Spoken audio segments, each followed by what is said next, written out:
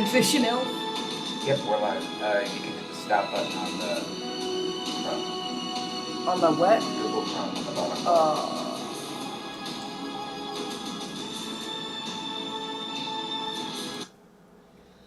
And we're back.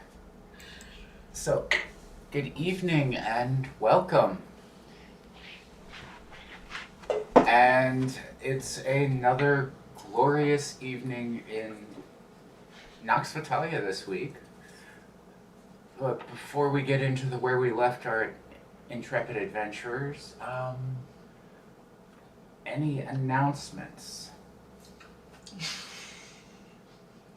I made it. No, I'm good. I want to send a great big thanks to Kayla Russell with Ripped Reptiles here in Eugene for sponsoring us for some ink to print out new character sheets. It was a big help, and we deeply appreciate you. We really do, and thank you. Like, That's we needed that alright.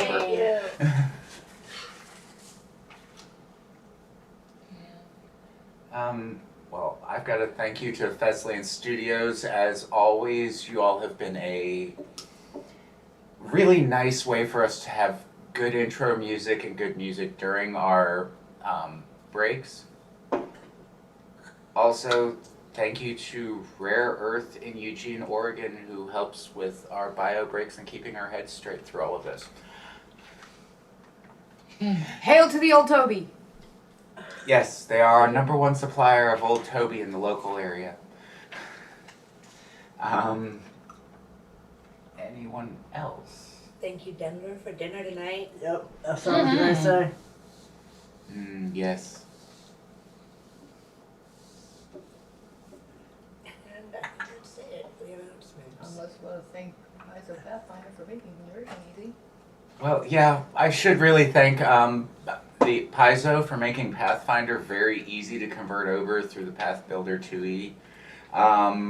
My last behind the screen, I went and did a full walkthrough on converting one of my characters because that's what's going on behind our DM screens right now in a large number of cases. And we're still going to keep, at least for now, the Witchwood in 5e because, well, they did cave and give us more than we asked for. Which is wonderful, by the way. Proves we can build. We toppled a $1 billion corporation before the second month of 2023 as a group of content creators globally. We win.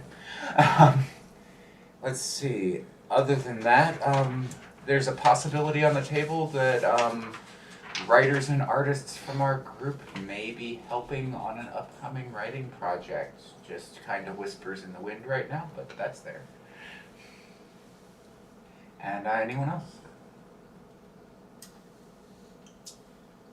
I just wanted to say one thing, and it's really messed up, but I wanted to say, fuck Hasbro. Just because I had to convert from D&D to Pathfinder, and it's very, very complicated for me. I know where there are 2 pencils currently, and I don't know where either. Oh, that'll do. Oh! Okay, so. Alright, we rolled a 20 on our dex checks collectively there. Definitely. So, yeah, as far as that goes, Pudgy actually makes a solid point. He was coming back to playing tabletop games after years of hiatus and had just about got the grip on the 5e system when what we shall call the great fuckery happened. That is an actual word, I looked it up. And, yeah, it's been really rough on him, but he's been rolling with it pretty well, and I think we came up with a pretty good conversion that's at least somewhat feasible, in some ways probably a little bit beefier. It's close, but it's not quite there yet. I just gotta do a couple more tweaks, and it'll be good to roll. Cool, well, we can work on that over the next couple of weeks and stuff. It's going to be a slow process. Please bear with us. Also, I'm learning a brand new system out the gate, and I have to adjust all of my roll difficulties as a result. So please bear with me on that, because these guys' stats are invariably through the roof on the new change, comparatively. what used to be a +2 bonus is now like a +9 in some cases, and I'm like, ew. Went from having 22 HP to having 40. Yeah, I went from like a 12 to 32. I went from like 16 to 47.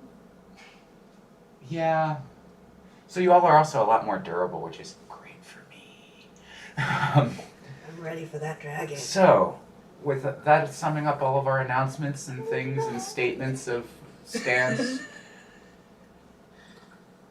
I say from now on we treat Hasbro as Voldemort. Ooh. Yep. They who That shall which not be named. And let's get into tonight's episode, Nox Vitalia. So, we last left off our Intrepid adventures deep underneath what they believe may be Evermist. In one of the outlying cities of the Myceloid Empire. There they found a very large populace of fungal people who were living in a quite flourishing society, as it were, and interested in trading, just not really interested in what the previous town that they had encountered was offering for trade. Having discussed things with the Queen, they decided to, if I remember correctly, try and set up diplomatic relations with Evermist upon their leaving. Did I miss anything? Party, festival, bonfire, upcoming. Oh, Can't leave until we do the thing. Otherwise, no relations. so that's right. There was a festival that evening that you all needed to attend, and from there you were going to move further in through. So, that being said, we'll pick up in the tavern where you all had previously been, having gone to get yourselves ready for tonight's festivities, as it were. What are each of you currently doing? Well, maybe not the tavern, but what are you doing in order to get ready for tonight?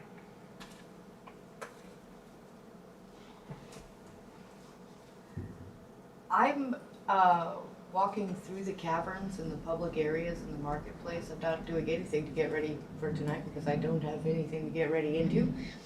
But I'm just talking to people and sort of, no, I wouldn't say studying what's down there, but like observing everything around me and like taking in the culture and the people and. Okay. So as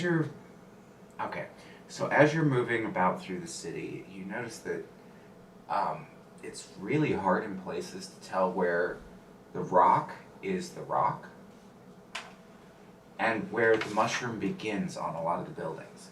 It's almost as if they've figured out some way to shape everything Okay. so that the two meld into one, and it's created an almost a low-grade bioluminescence to the entire city, and completely, it's like daylight to you. It's a low light, probably a little bit dimmer than this room. This is technically a soft yellow. And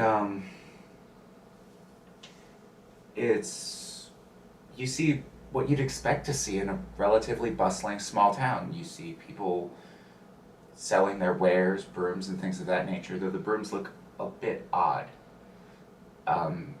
They're made from some sort of fern, basically, Okay. and they glow a weird purplish color. Like they're using fern boughs to make their brooms instead. Oh, pretty. Beyond that, it's really kind of just a very normal, almost British in architecture because of the way that it sets in to this large over cavern. Okay.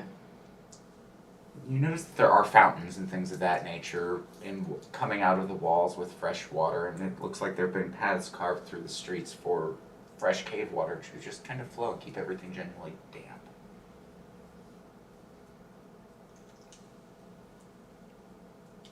Beyond that,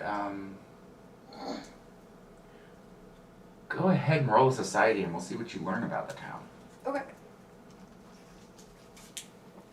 Well, yeah, society will work.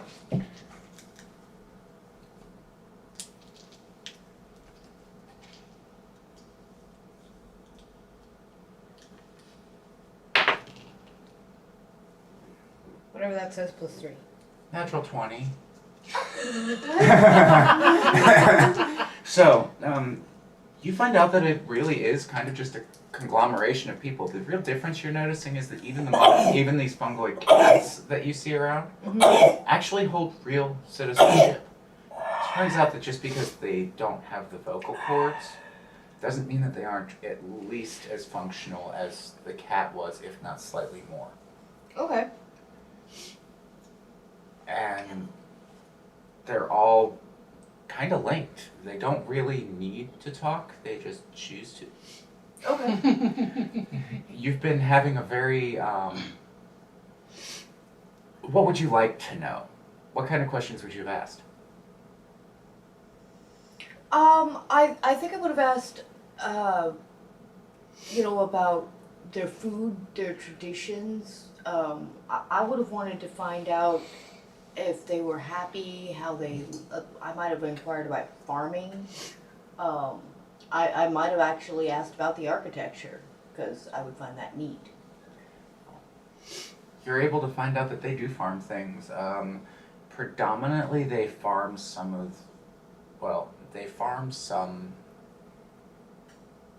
local, or they farm some cavernous wildlife. There are actual fish farms and things of that nature. As far as like local cuisine, it turns out they don't need to eat. Oh, interesting. The main reason for the taverns is so that there's a warm place where people can congregate and tourists are more welcome. Okay. It turns out the reason that all of their floors are dirt is because as long as they are resting, they get everything they need just by touching the ground. Ooh. There's not a cobbler in the entire place, you found out in your travels as well. You couldn't get shoes fixed if you tried. Okay. Nobody wears them. Right. That's fine by me. And we're just gonna keep going. Other than that, you do remember hearing from one particular little girl that she liked it when her mother dusted the ground with dead things. Interesting. You remember her you remember her having a relatively reddish hue? And she had what looked like blood cap mushrooms growing almost in a frilly dress about her. Huh. Aw. I'm gonna ask her what dead things her mom dusts the ground with. Oh, horses, jerks, the occasional displacer beasts, blink dogs. What does this do for your ground? Makes it taste better. I feel so much more energized in the morning.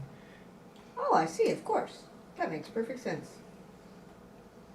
And she, after telling you that, she goes skipping off, and you watch her go stick her feet in one of the or just stop over one of the little rivulets going through the town and just leave her foot sitting in the water for a minute before moving on.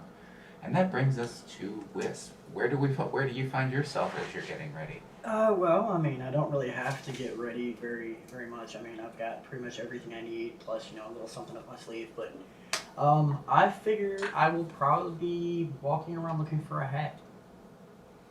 Looking for a hat? What kind of hat? I was thinking something like maybe a top hat. Not really a long top hat, but like a short top hat. Okay. So, let me see. I have to roll something to see. Just something to make, just something to make Wisp a little bit more dignified for the party. Yeah. Okay, so after wandering through these glowing streets for a couple of hours, Okay. you come across you guess you'd call it a haberdash? A hat maker? Yeah. It's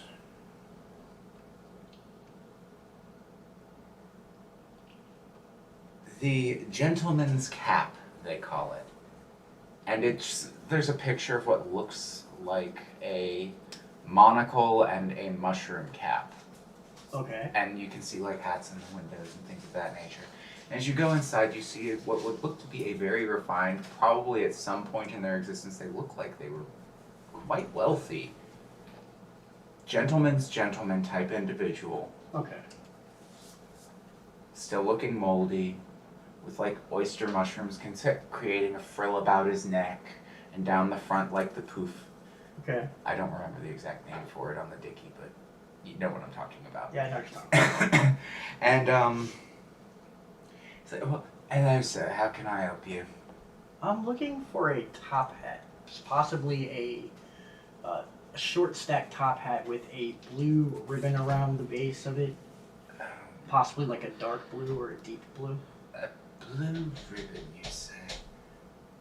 Well, A piece of blue cloth around the brim. well, all of my hats are in shades of black, sir. I do regret to tell you. I'm quite sure if you could find me a piece of blue cloth, I could definitely do that for you, but the sad thing is all of my hats are black and white and shaded in gray because I don't see color. That makes sense. Well, how about a black top hat with a white trim around the brim? Would that work? Sure, and how big would you like that to be? Like, how tall?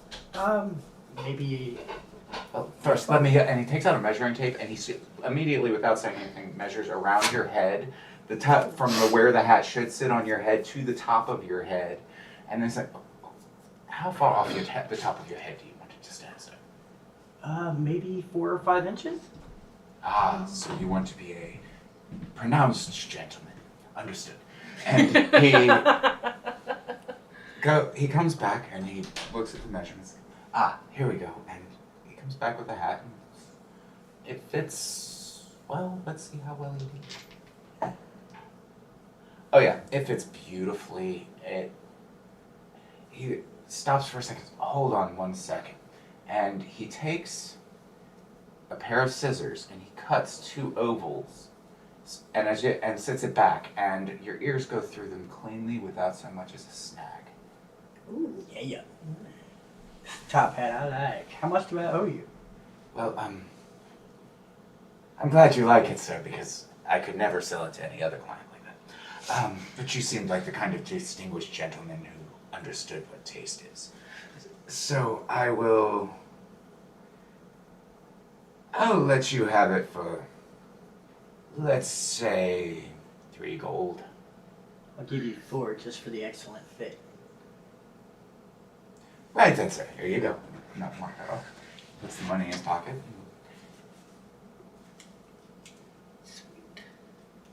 No, As you are leaving, he says, "Oh, I do believe that you may be able to find a tailor to help with your problem." Problem? The blue ribbon, sir. Oh, alright, thank you. Where can I find the tailor? Well, I'm not particularly sure. I don't get out much, you know. I'm busy shopping, all that. It's been a quiet day, actually. Must be something big about to happen.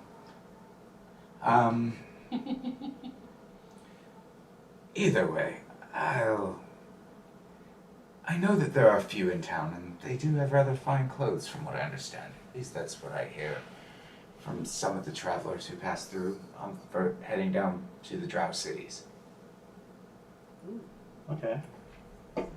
I think I'm gonna leave the store, and then I'm gonna walk around looking for a tailor. I'm pretty sure I passed one as I was walking through before, but... After a little while, yes, you find a tailor. They're pretty swamped because of the festival that's just basically being dropped on them. Okay. And they get you your piece of blue cloth. It costs you all of like 3 coppers. They even cut it. They're just like, oh, you. They at least know who you are. This guy really is that much of a shut-in that you were just talking with. Okay. He's mad as a hatter. Mercury poisoning affects mushrooms too, it turns out. D&D and science. Because physics is real and so is chemistry. Don't believe me? Well, that's your problem. And that brings us to you. How are you getting ready for tonight's festivities?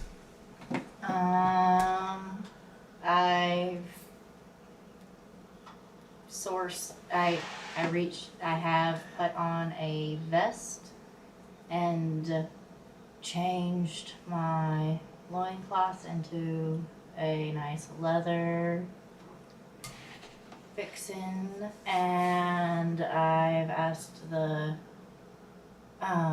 bar wench who denied me for an ale, and asked her if she has any more mushroom soup. Right. I can do that. And as she's walking back, she looks at you. You do know I told you no for your own safety, right, love? But I'm cool with danger and inebriation and side effects. Oh. I don't think you're understanding me, darling. It'll rot off. I guess I do need my face for talking.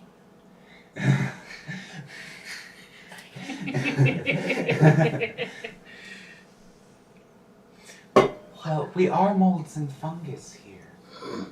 Mm-hmm. We do decompose that which is organic. Makes sense. And you're My quite ale organic. is done. Can I have another?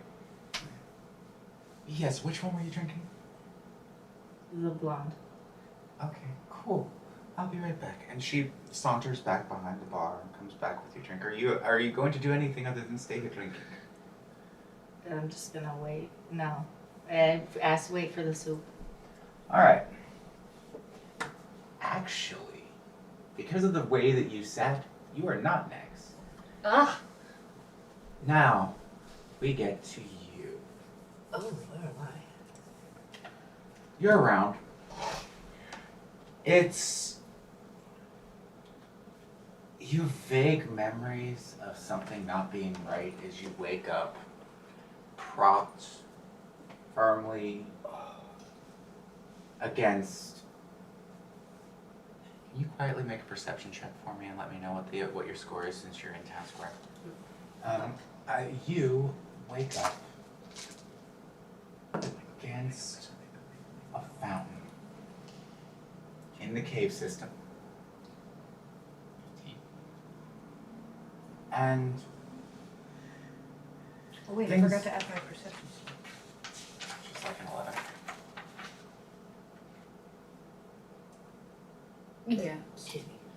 Yeah. Okay. So you're seeing this as you sit in the square. Okay. Well, you're seeing this person appear. Okay. Just poof. You wake up and your clothes don't fit again.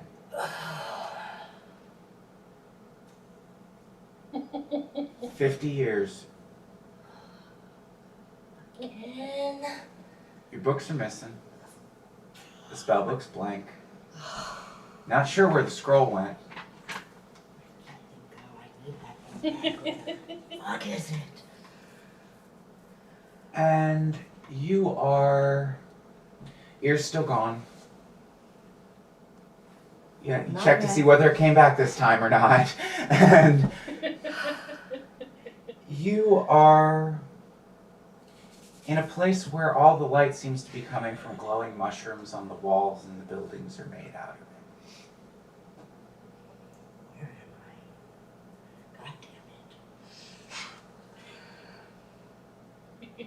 So you take as you look around and look down and assess yourself, you realize that you're still wearing adult's clothes.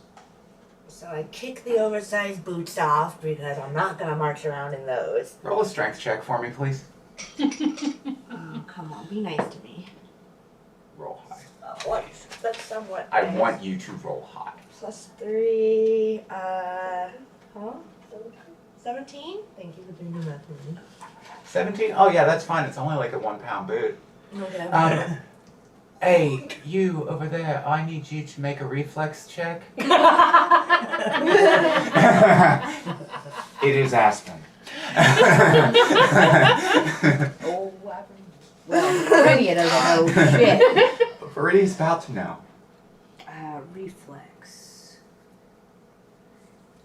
8. So do I add 8? 8 to whatever your d20 is. Okay. Be nice, JD. And as I kick off my boots, I'm 13 plus 8 is 21. 21? Thank you. Cool, yeah, you're good. So, as you're sitting there watching this whole scene go where this, well, it appears to be a 12-year-old little girl in her mother's clothing materializes leaning against this fan, like against a fountain, like she was asleep and just woke up. Okay.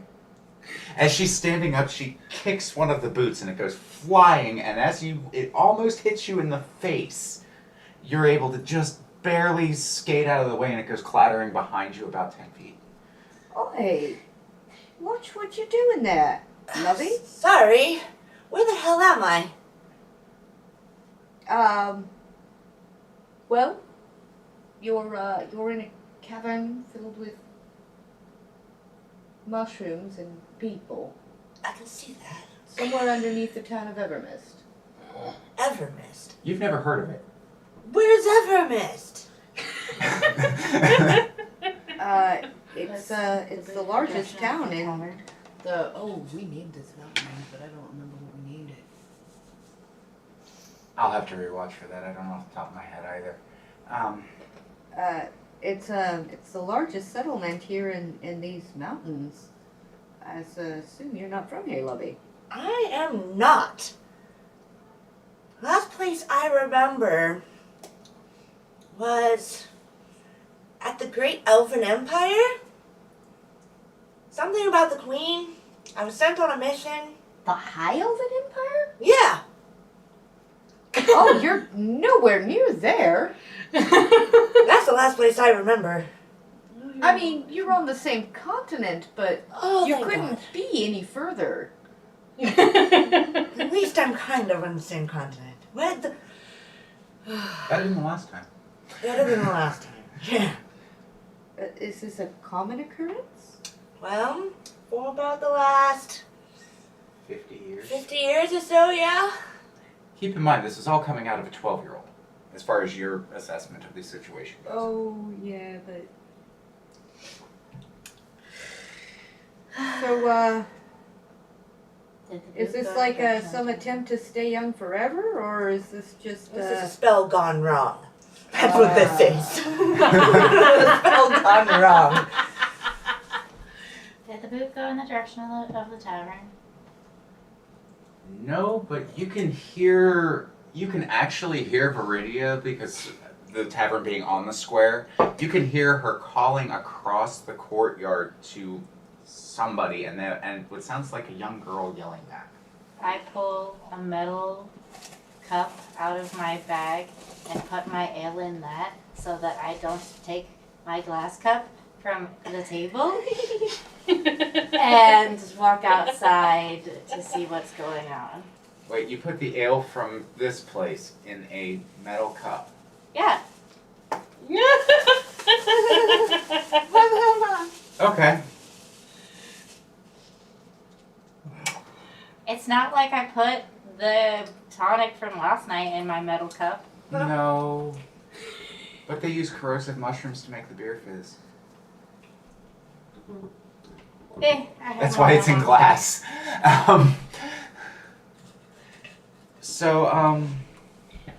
But as you walk out, you see, well, why don't you describe the current Aspen to everyone?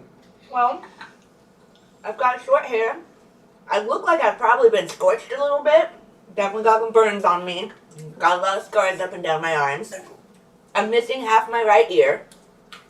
And I totally pointed my left side. It's alright, it'll grow back. I look like I'm 12. I'm wearing way oversized robes. I'm barefoot now. I look really disgruntled. Really looking like I'm kind of upset because I have no idea where I'm at. And this is like the 12th time this has happened so far. 4th time. Yep. Yeah. And yeah, just a 12-year-old kid missing her half an ear covered in scars. Wearing what looks like mom's Yeah. wizard's robes. Major oversized robes that are blue and silver. Yeah, because you're all, what, like 4'6" right now? Yeah, something like that. So all of the clothes would have been sized for a woman a foot taller than her. I take off my cloak and I walk across the cavern and said your name was Aspen, love? Yeah. Let's go find you a tailor. Thanks, I need one. And I kind of wrap her up in my cloak and start looking for the tailor. So, right about the time that you're walking up the street, headed back towards the tavern, and you're watching this go on, we're going to hold that for a second, though, and we're going to get to you. What are you doing to get ready for tonight? I'm still sleeping. So you're sleeping upstairs in the tavern. I did finally make it upstairs. Out from inside the table. Yeah, you were under the table, weren't you? Mm-hmm. That's one way to get drunk. I was wedged in the table. That's one way to get drunk under the table. Yeah. They were no longer on the plane of existence. They were on a universe trip under the table. So, your dreams were quite colorful, and you wake up, you'll be waking up right about the time everybody comes in the door, because this will probably be a rose such a clatter sort of moment. Okay. Thought you just Think about the group that we're pulling together. It's going to cause a clatter. So, that being said, and now we know where the Calora is sawing logs like a lumberjack in a very blissful place where the sheep are made out of cotton candy and taste delightful. Yes. Tastes delightful. Wisp, you see Viridia walking up the street with a 12-year-old girl wrapped in her cloak. And she's saying something about, "We'll find you a tailor, love," as they're within earshot of you. Okay. What are you going to do about it? You just came from one. What, Taylor? Yeah. I guess walk over and direct them towards the tailor. Well, do it. Talk to them. What are you doing?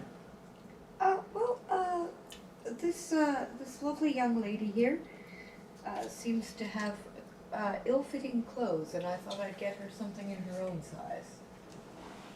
Makes sense. Do you have enough money for it? Maybe. I have like a gold and a bunch of silver. I start rattling my robes to see if I have any of my coins. How much gold did you have? I started out with 16 gold, 88 silver, and 7 copper. Did you want me to use the previous Viridia's gold? Because that would be a different story. Yes. Okay. That was just your allotment for what you had accrued in the first place, basically.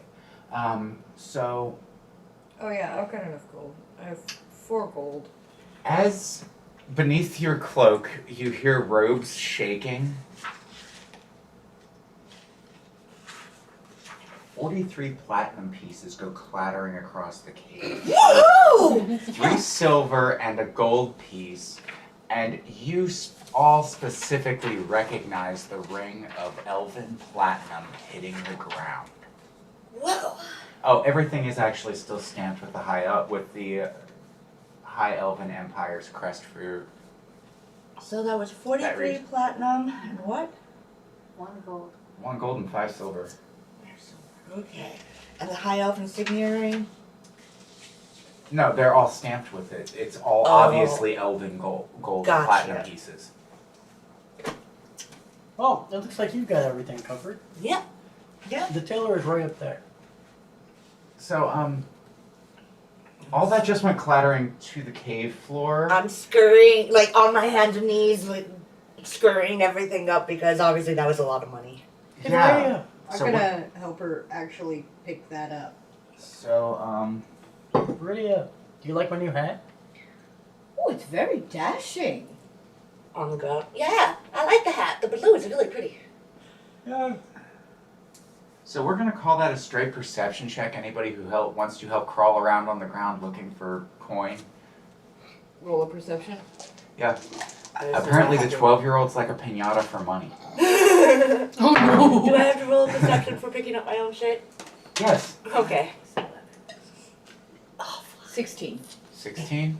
It's a dark cave. It's all bioluminescent lit. I kind of don't want to try and help them find money because, knowing Wisp, once I start picking them up, they're probably going to disappear anyway. So I only scored a 5 on that one with that roll. You find the silver and 2 of the platinum pieces. You find a good 23 platinum pieces searching a larger area than this child than Aspen has been. Okay. No. And nobody said you couldn't keep it once you found it. Oh, well, in that case then, shit. No, you wouldn't, but I was talking to you. Everybody has their own moral decisions to make, whether You we said like it it's or a- not. You said it's a perception check? Correct. Perception. Okay. What's my perception score? 26. 6. So I got an 11 with that plus 5 because I found my perception number. Between all of you, you actually do manage to recover every little bit of this girl's money. Cool. Okay. I hand her all the pieces that I found. Thank you very much for helping me. Of course, sweetheart. You're gonna want to make sure those are a little safer, love. I didn't expect them to go fly. I didn't actually. Every time this happens to me, I lose my spell book. I lose all my scrolls. I need to find that one scroll again. Otherwise, I can't fix this mess that I'm in. So you're a wizard. Yes. I've So- been practicing necromancy since I was 17. That was almost 60 years ago. I'm the one who blew up the To library. be fair, it was almost 70 years ago. Oh yeah, okay, almost 70 years ago, I blew up the library of the Gnomish Empire. Oh. Okay, I I've need heard about everybody that. who could hear this to make a history check to see whether or not you. I've heard about that. What's your last name? There's no Looks history gorgeous. on mine. Scorton. Do you mean Yeah. society or This is history. there's Lore no- Academia Oh, will right. work. History on that. Oh, okay. My lore is empty. Well, then you can roll a basic wisdom if you want. Yeah, you have a lore I'm fucked. I ain't underworld. interested. You might have some knowledge with the underworld. Okay, I She is got part drow. a 23. What was the last name? Looks gorgeous. There's some mention of someone that sounds like a drowish last name, Luxcortum, that was involved in doing something like that. I got Yeah, about 16. 70 years ago. But how? I got a 16. Total. Yeah. Yours was at what? I got a 23. 23. You remember on Underworld. So the Underworld would tell you that. What was yours rolled on? Mine had to be a straight wisdom check on account of my lore is in legal and... Legally speaking, you would know about this. Oh yeah. Oh. You know all about the Oh, in that trial case- and the arrest In that of case, a instead of a mage. +4, it's a +8, and if that's the case, it goes from 16 to 20. Okay. And Yay. you have pulled the name Luxgordum and fame in the Drowish Empire for giving an entire gnomish magical reservoir is what for. You remember the trial and how, from what your knowledge of legalities are, that was more at the fault of the library than at the poor girl who was being blamed for the travesty as an excuse. How did you do on history? I didn't even try. Didn't even try? And yours? I'm asleep. Oh yeah, you didn't. So, Absolutely. the name Luxgordum, Aspen Luxgordum, comes to mind. You also seem to remember that the same person who blew up that library was very integral in setting up some of the laws for wartime in the High Elven Kingdom during the initial stages of the calamity. So, you were once Grand Vizier to The princess? Yeah. Queen Aurora. Yeah. Princess and I were friends. I guess going way back. Very far back. Oh, you How is also she? recall that the gnomish verdict on her was that she was to be deemed a natural disaster and confined for eternity. Oh, you hated me. Holy hell. Deemed a natural disaster. High five. You know this. You wouldn't know any of this anymore. Oh yeah, no, I know. I'm just getting a kick out of it. So, Now that you're here, I suppose you'll be wanting to continue your studies, or? Oh.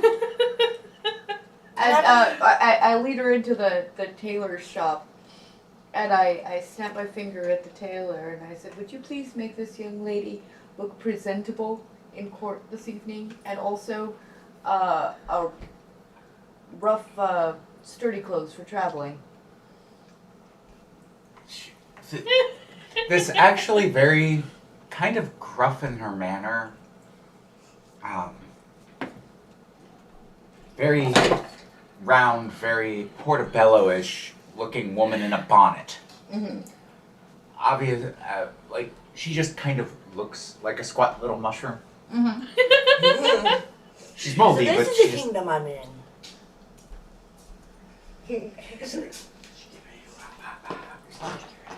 she's moldy. That's what you know from this. She's moldy. Yeah. All the people seem moldy. Everything kind of smells heavily of mold here. So, she's like, "Oh, yes, we can definitely get the young miss." And she grabs her, she's like, "Come along, child." Yes. I'm hiking my pants and my robes up so I don't trip over them. You actually do a pretty good job. I mean, for all the lack of grace and fumbling with 15 pounds of clothing, basically, when you're all of a wisp of a child, so to speak. Right. So the three of you, you and Wisp stand there as this woman measures every bit of this young girl, and as she's going down and measuring your waist and your hip line, she grabs your hips and, "Well, that can't be right." And she goes on with everything else. Because she looks at Wisp and looks at you and looks at the girl. Aspen did have her moments of fun and freedom in her lives. And she did have children at least once. Maybe. I don't know. Have you discussed that we We she did. But Yeah. no one else knows. Yeah. So as she's sewing, you hear the words, "How did one so young as you have young'uns?" I think I had a family like 30 years back. I don't know. Sure you did, dear. You tell yourself whatever you need to in order to feel okay. And she goes back to stitching. I, however, believe her. Don't know what happened to my kids anymore. Not since the last regeneration. I vaguely remember stories of the Grand Vizier disappearing shortly after the war had basically been lost. Yeah, she apparently had. You also would remember. You'd know stories that she disappeared and she was one of the lawmakers, but beyond that, nothing. Right. So right about this time, she finishes up, and the clothes are just genuinely decent travel clothes and everything. By the end of the conversation, she's able to, well, do me a favor. Roll diplomacy. That's not a 20. No, it's a 12. That's in the wrong container. Oh, come on. These are the set I melted. And it felt your threat. 13 plus our diplomacy. Diplomacy is a 6. 13 plus 6 is 19. So, in the process of your nitpicking everything that she's making for you and being very insistent that it not be like overly cute, childish, and formal, Yeah. she actually makes you a relatively nice, more formal set of robes. They're actual wizard's robes versus my kid wants to play as being a wizard. And even go so far as to put the right kind of threads in that will withstand the kind of wear and tear a wizard's experimentation would cause. Beautiful handiwork, my dear.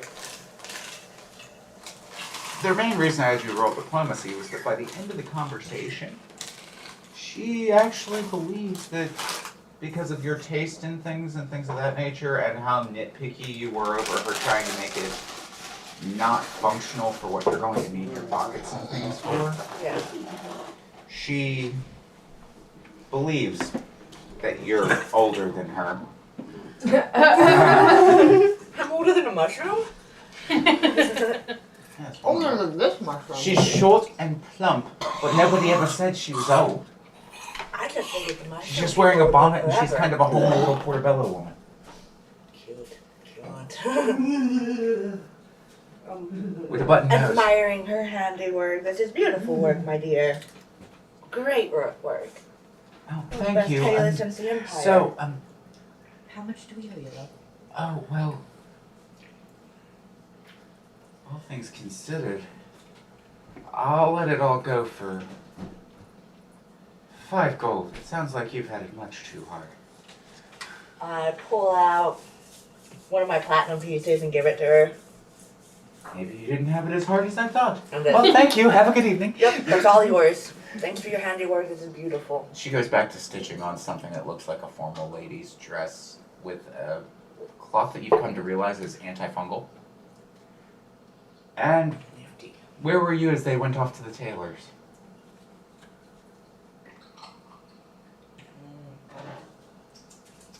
I remembered that I'd asked for soup and didn't want to make her wait. Ah.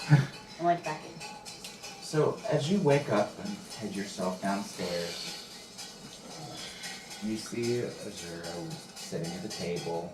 This loaf of bread, like a staff, being eaten from with a bowl of soup and an ale and a glass of wine. Oh no, alcohol. Feathers are still quite puffy. Is soup, and as for meat, or bread and meat? I'll go buy my own food. I'll go up to the bar. Just like a whole leg of cooked meat, please. Like a nod, come back a little bit later with a ham shank. It's very expertly cured. How much do I owe you? No, that'll be a whole 5 silver. That's a big leg shank. Well, but here you go. I'm assuming that the 3 of you left the tailor's shop after getting her properly outfitted, correct? Yes, I was gonna. So, Lovey, we're required to go to a celebration tonight. Would you like to join us? Sure. I might as well figure out where I'm at and enjoy the scenery while I'm here. Then we'll maybe try to figure out how to get you home. Well, I don't think home exists anymore where I'm from. Well, it has been 70 years since you disappeared. Or 50 or 70. 70 technically. No, 50. 50 years since I disappeared. 50. 70 years ago was the incident with the library. Right. So yeah. So it's been 50 years since you disappeared. So whatever happened to the High Empire? It's still there as far as I know, but we can't tell anything on that side of the continent since the calamity Oh, yeah. or the Yeah. catastrophe or whatever. I just kind of chuckle about that. Cataclysm. Cataclysm. I just kind of chuckle at Yeah, that. it's my own personal joke because they called because a cataclysm is a horrifically huge explosive event, and they always told me I had to learn the cataclysm in Catholic school. That's cataclysm. Is that about the time I cast that spell? Let's see. And I kind of go into like an old person thinking, like blank for a minute to see if that's like if I can remember anything about just that time period. Roll an intelligence check. 5 plus. What You would beat I a do? 25. Huh? With my intelligence check, what would that fall under? Oh, thank you. +1. No, that's a 6. I don't recall anything. I got a 6 out of that total. I rolled a 5 plus 1. Okay. Yeah, I bombed that. Okay. So, nope. Nothing. No, nothing. I don't know.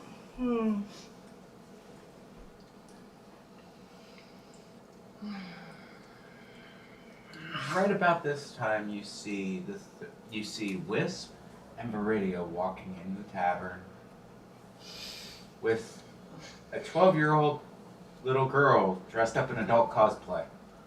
Very distinctly, Kalora has nothing to drink. And I'm just on a handshake. Kalora, you'll never guess who this is. Huh? Ashura, Kalora, I would like you to meet Aspen. Hi. Aspen. Let's scorch them.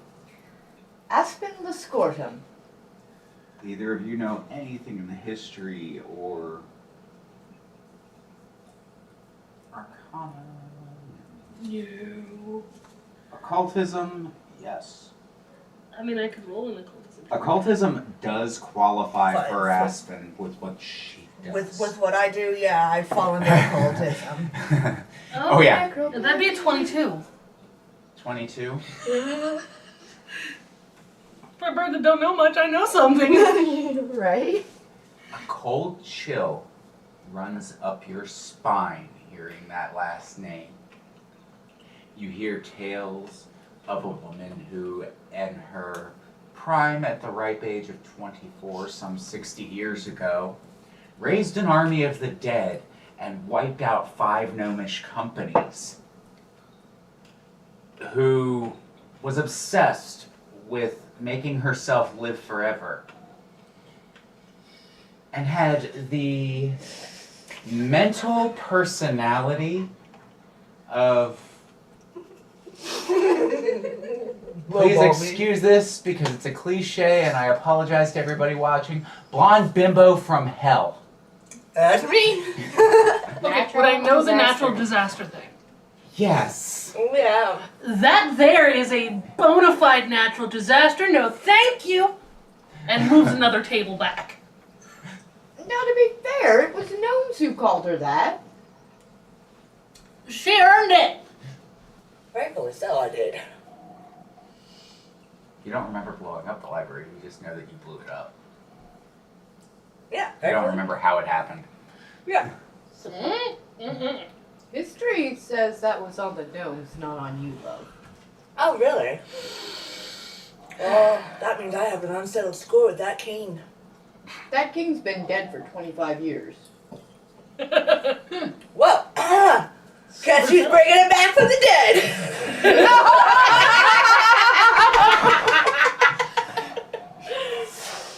Just so I can pick my ball. Oh my god. I watch. Absolutely. I'll teach you a thing or two.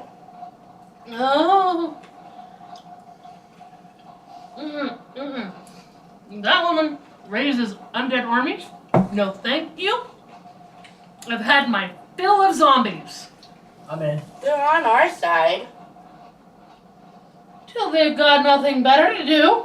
And that's when I unsummon them. And then they drop dead like a sack of corpse they are. I can ground it to dust when she's done. It would be an endless supply of spell components. Yeah. Once I go get all my components and find my spell book again. Well, I mean, zombies usually go for brains, so half of us would just be a light snack. I'm sorry, I did not mean to spit on you if I did. What's a little bodily fluid? Honestly, I think Wisp has a point here.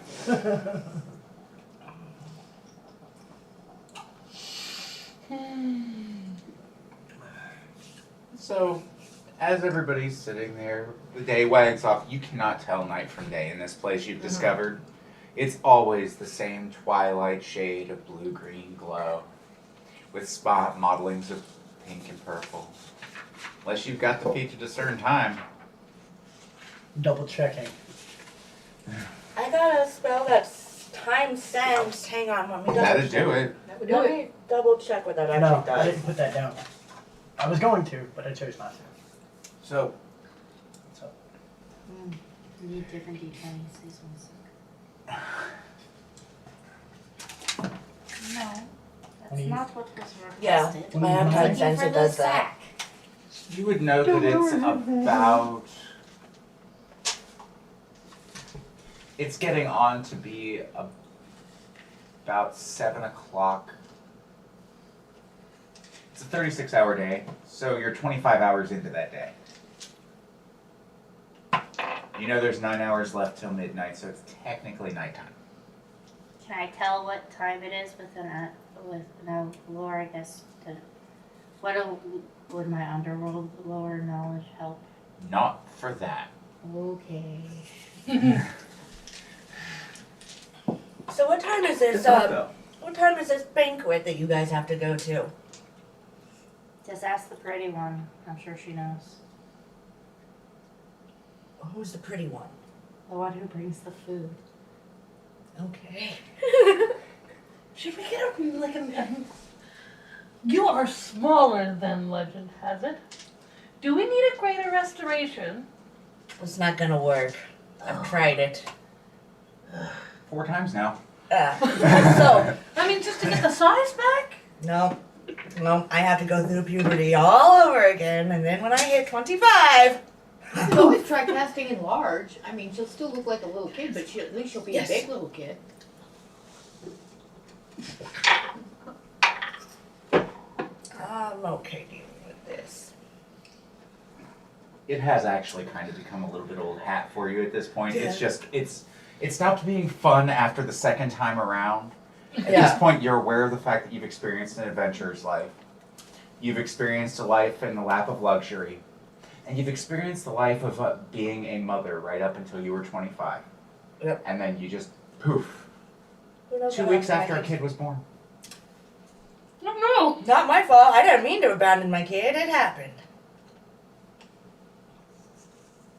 You're welcome to tell them as much as what you've been able to discern about your curse. It Uh. won't affect it for people to know what it does. So I remember casting my spell. I don't remember what spell it was now, though. Finally cracked that scroll, though. I remember that. And so when I casted this spell, it fucking backfired on me. Brought me back to 12 years old, and I've been going through this regeneration cycle every, 12? This year? 8 years? So you 13 mean every years? year, every 8 to 13 years, you turn back to a 12-year-old? Yes. That was not what the spell was supposed to do. I was supposed to live forever at being like 25. Now, I have to go through puberty every 13 years. You do realize you kind of have that coming for trying to break the natural order of things, right? I mean, Hey, at least you ain't bored. true. And you're not wrong on that one. One day I'll get my immortality right. And you bring your knowledge with you. No. Some of it. Every time, some of it. It's foggy, bits and pieces. Past regenerations get mixed up with other regenerations, so I'm not quite sure what life was what life. So And you don't know if you were on life 1, 2, 3, or 4, or a totally different life when you blew up the library? oh, that was my first life. That was before I ever even casted the spell. That was then when I got right out of school. I remember that one. So then, joining with Princess Auroralee and becoming her Grand Vizier when she became queen, that was all in your first life, right? That was all before this spell that I casted. Not a whole lot of people survived the cataclysm. I feel somewhat hopeful that you managed.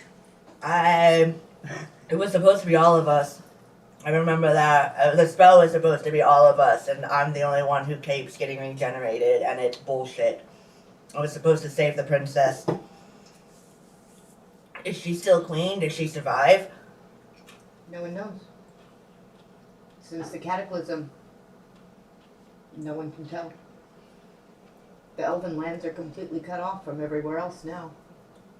I just kind of like sulked down and just like go real sad for a minute.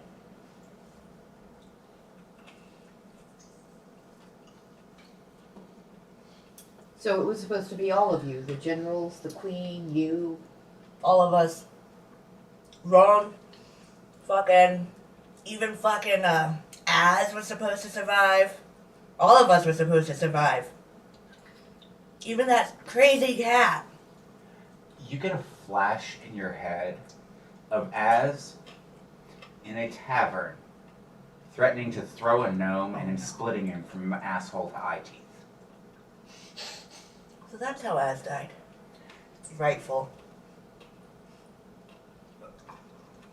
He went to go and pick the gnome up to toss it, and the gnome was better with a dagger than Az was with a crab.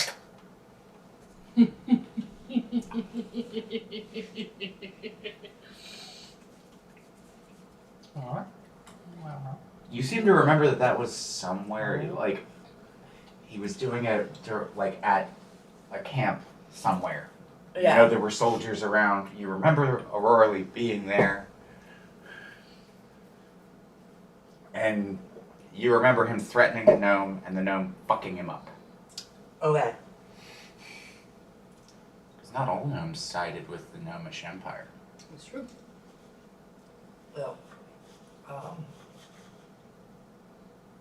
I see. Now I remember that about Az, Ale? yeah. I'm gonna pick up the mug with both hands. I'm like, Don't drop it, it's 5 gold. I And- asked. It's And in don't glass. forget, your brain thinks it's a kid again. So I only handed her half the Glug, glass. glug, I glug. just handed her. Do us a great big favor. Make a fortitude save. I love that. What were they? 6 plus 7? 6 plus 7 is 13. going to be 13. Good news, you don't puke. Bad news. Fall off my bar stool. No, you don't fall off your bar stool either. You gotta roll lower than that to get that one. Oh my god. Also, you'd already been sipping on that mug for a minute, so it I was had probably them- only about half full at most. is what I'm Specifically figuring. handed them only half a mug. Well, you just watched a 12-year-old down a half a mug for almost as fast as you can. Impressive. Just let out a big ass belch. As you belch, you feel a couple chunks bounce off of your back teeth, and the whole room starts spinning. Ooh, oh, that was good. Holy shit, what was this ale? Based on my cup, I think they use mushrooms. Yeah, there are little mushroom caps that seem to have corroded off of the sides of the inside of your cup because it's metal. Mm-hmm. It's Oh. sprouting caps. Yes. And as you all drink and kind of get to know each other and realize that there's a technically historical figure, yes. I show look, mushrooms corroded because I put the ale in my cup. I like the food.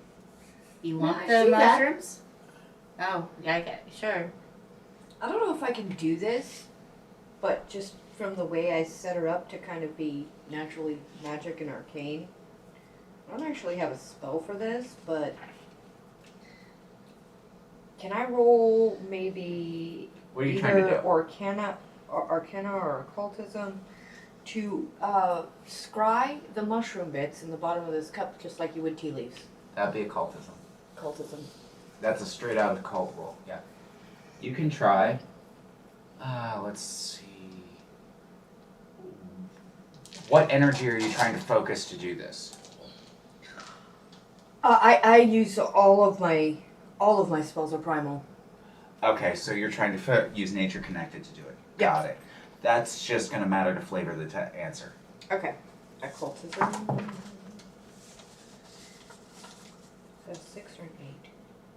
Or 3? Oh, that's an 8. Okay, so 18 plus 3 is 21. Thank you. Wow, I can help that. So, you feel,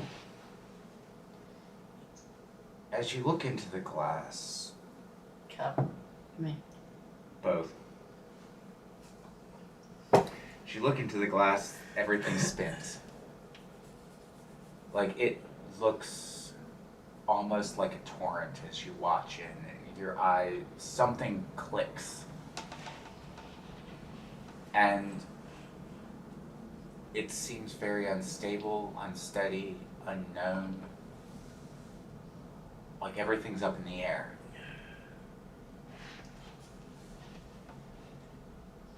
And you'd swear you see what looks like a spider's web in the negative space of the mushrooms. But beyond that, there's a weird hissing sound coming out of the cup.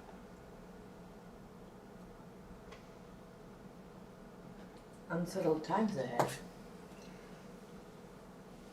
The handle breaks off as they eat through the part where your hand would be holding. They finally eat through right at the weld. The entire cup falls off of the hand. My mug! Sorry about that, love. I have another, but that was my favorite.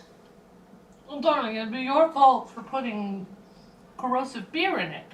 I found that out after. I just didn't want to have to pay for taking their mug out and breaking it.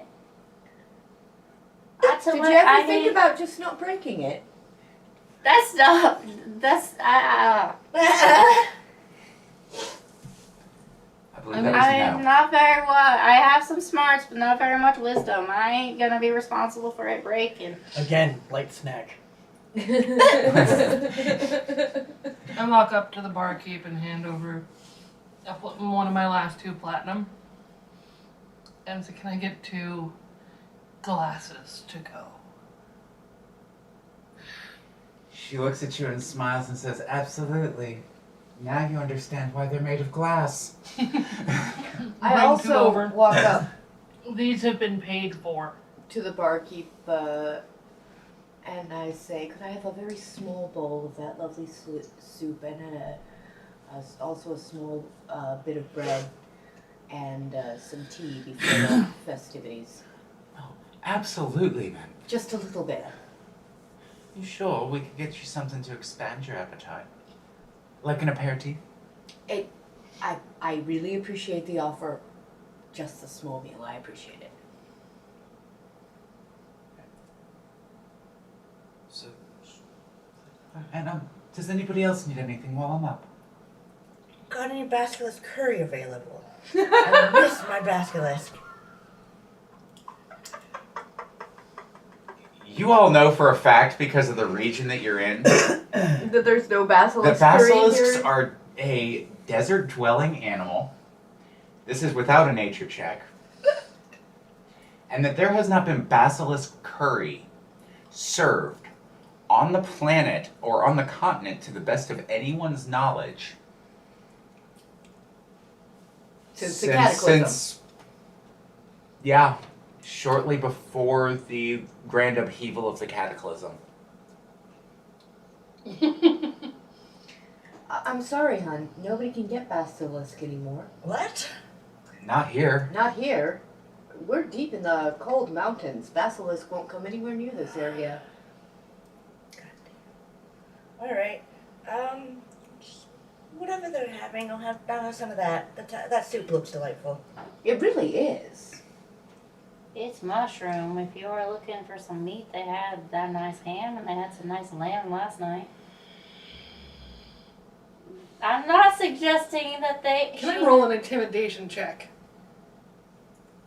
Are you trying to I'm saying intimidate the people ham over? exists. Yes. Not. Over your ham. Yes. Okay, you're welcome to roll it, and Who are you everybody else is intimidating? willing to roll a is allowed to roll a will save to save against this, and it's opposing. So everybody, grab your dice. I'm going to try and growl and intimidate him. Okay. That's a natural 20 for a 31. Okay. I got a 6 plus whatever my bonus is. I take my bread and stick it on my horn because I was already thinking about doing that, and just like drop to my haunches and be like, I was not offering your meat. I got 17 on that one. So I'm just kind of like, As soon as she grabs, I rolled a 24. As soon as she grabs, I just start giggling. You also feel a little unnerved that your friend is this food aggressive. They did pull a Which 31, one? so they did beat you. But I'm just Nervously laughing. What is the bonus? Because Wisp is asking what the bonus is. Yeah, what's the bonus that you add to the? Your will save. it's your. yeah. Plus 8. It was Will. So Okay, Oh, that's 15 plus 8. 26. You're actually a little bit intimidated by the bird. I got a 23 on that one. You are too. I start giggling to try to make light of the situation. Yeah, no, my total would be an 11. I still do it with it. Okay, I was not offering your meat. As Azura hits the ground, because they hooked a piece of bread on their horn, and as they kneel forward because of the shape of a satyr's horns, it almost looks like they've turned themselves into a bread rack for you to go with your meat. I settle down. Don't apologize, but do dig back into my ham shank. I am a dutifully food Before I aggressive get back up, I ask them if they want another. I wouldn't be able to finish it, and that's bad manners.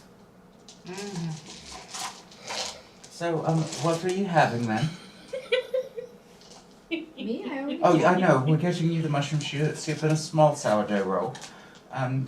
Yusuf? I was thinking about getting like a lamb shank, but I kind of want to roll to see if I eat it right off the bone in one bite. That's up to you. Yeah, I wanna You can try, but there is a chance of choking. I'm willing to take the risk. You ever seen how long a lamb shank is? Yeah. Yeah. And you? Yes. I've almost finished my soup. And what about you, little miss? Would you like anything? I'll have a bowl of mushroom soup and a small sourdough roll as well. That sounds good, since you don't have basilisk curry anymore. Drink. Huh? I said drink. Are you getting a drink? Oh, yeah, We can get you some nice juice, dear. I'd like a pint of ale, please. Take her at her word. She's old enough. Uh-huh. I'm Aspen, let's Sure she is. Starts looking a little bit sus about all of you guys at this point. And as far as this woman's concerned, you're getting a 12-year-old drunk.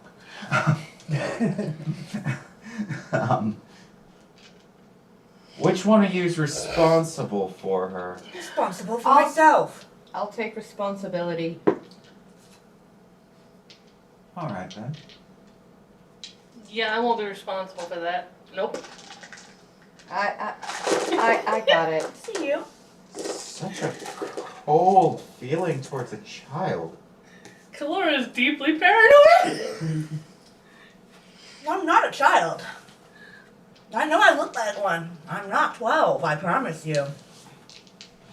She walks away, comes back with a mirror, holds it up in front of you, says, "My dear, I think that you've had a very rough life. I pull If one you of my look- gold pieces out that's marked with the Elven and Pirate. Did I tell you who I am yet? That tells me you know how to get a hold of Elven Gold." Then who knows how to do that? Except Points for over to the a corner and Empire. there's a couple drows sitting back there drinking. Kind of wave at him. I'm half drow, why not? They Yeah. kind of just look at you, I and know, I'm only half. then they realize that you're darker, that you're female. His robes are genuinely unisex and thus not very Obvious. flattering. Yeah. And they kind of they bow, and it's weird. It's like kind of the groveling that you saw your father doing towards women in whenever drow dignitaries would come. Kind of looking at them like, I didn't deserve that kind of respect. But don't say anything, just kind of nod at them like I'm acknowledging them. They smile, and one of them kind of wipes their brow like they were actually legitimately worried about something. By the way, how loud has everybody been in their conversations this evening? Have you all been trying to keep it on the down low, or keeping it above the din of the tavern so you can hear each other easily? What is volume control? I was speaking in a fairly normal tone of voice for a bar this crowded, not loud enough necessarily to be heard, but I wasn't being particularly Loud soft enough or for my incognito table to either. hear me. Yeah, that makes sense. I'm anxious, so I'm loud. So every time that you've said the words natural disaster or pointed at this little girl and said that, you've been getting looks from people.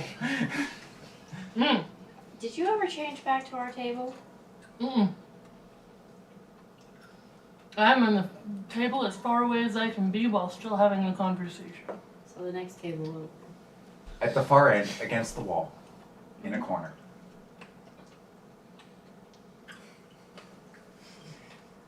I really need to go find my spell book. The world is better off if you don't. You might be better off if I don't. Well, to be fair, love, we're rather far from civilization. If you stick with us, though, while we attend this festival being thrown in our honor, which we were told was quite necessary if we were to open diplomatic and trade negotiations with these people, Perfect. I assume that we'll be able to help you, or at least I'd be willing to help you, reclaim your lost spell books and I've got 50 years of scrolls I have to try to find. oh my goodness, that is a lot. In Wasn't places really that my I've mission. regenerated from and I don't remember where. Probably above my purview, to be honest, but I can try. Could everybody just tell me what your occultism bonuses are, please? Plus 0. +4. Plus What? 1. What was yours, Liz? 3, plus 3. Plus Plus 6. Plus 6. You vaguely all remember tales of a tower in the middle of a desert. The building was never completed. That's about all you can remember as far as the where it was rumored that the Aspen from history kept their books. Okay.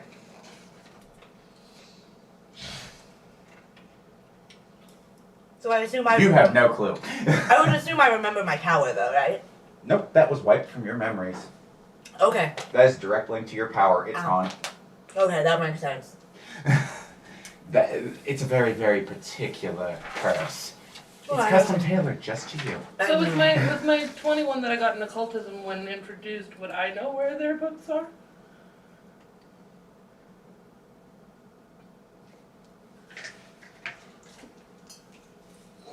Oh. I need handed a my piece pencil of over. paper and a pen or pencil. Thank you. To your left.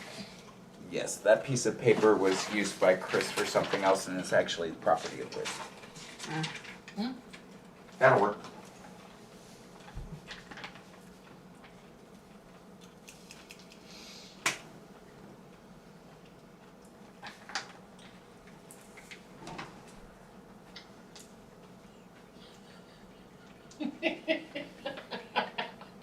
I'm gonna laugh.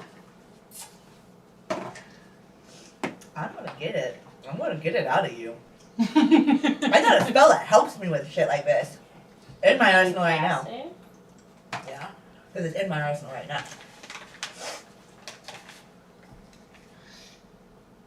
It's because I don't have my ancient textbooks. Don't mean I don't have a spell arsenal right now. There's your answer.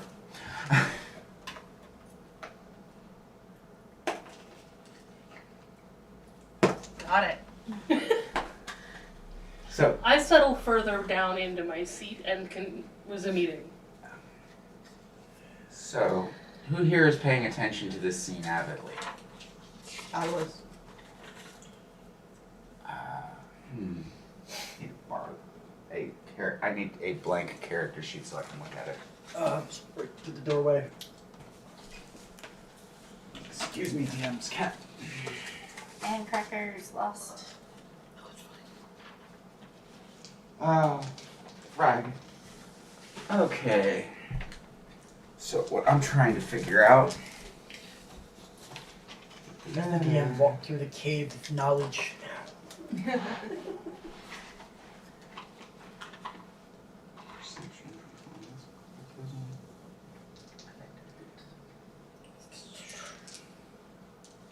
How discreet are you trying to be about that? Well, I've decided it's just best that I eat my food. Are you trying to do that discreetly? The way you're acting out, hunkering down. and I'm everything. growling and trying to maintain the intimidation from earlier. Just Okay. So yeah, go ahead and roll perception on that. Me? Yep. Anybody else who was paying attention. And you go ahead and go for deception.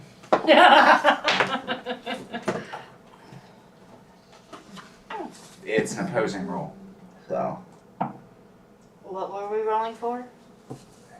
anybody who was paying attention, Oh, perception. Sure. perception to find out whether or not they. 23.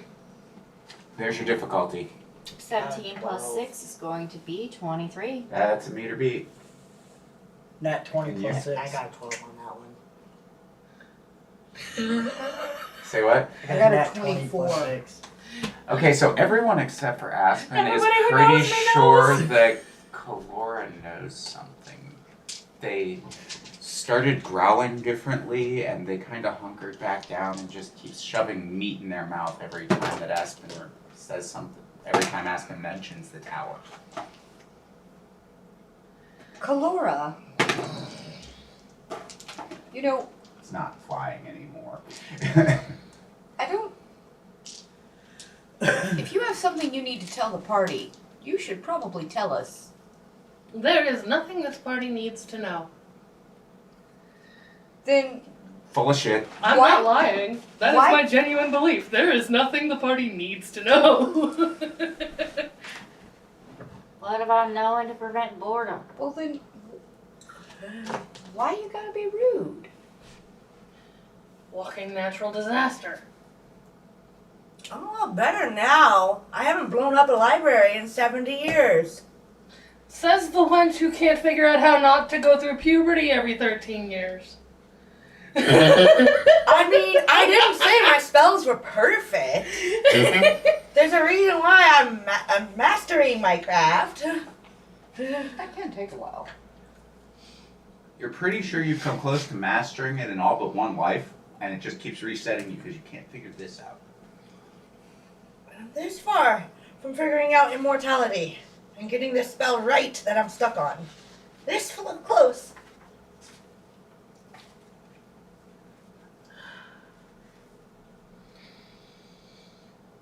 I need my tower. Well, it's a long ways from here. It's only, that's 10 days from here by airship, right? No, from Evermist. Okay. It's about 10 days from Evermist by airship. I know where the Bloody Tower is.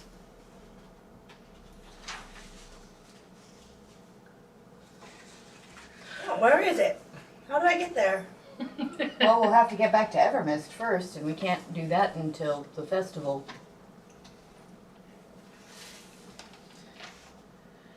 Well, does anybody remember what time that festival was supposed to be? It's gotta be Yeah, 'cause getting it's on already towards like 7 dawn. o'clock, 8 o'clock now. Yeah. As I cast a cantrip for time sense again, it's about 8 o'clock. It's about 26 miles north of Castara. Thank you. I was trying to remember the name of our town. Okay. Okay. Middle of the desert is where you would know that to be. Ah, where the blue dragon was. Actually, right on top of his Yes! lair. Yes! Did I make that dragon my bitch yet? We'll talk about that later.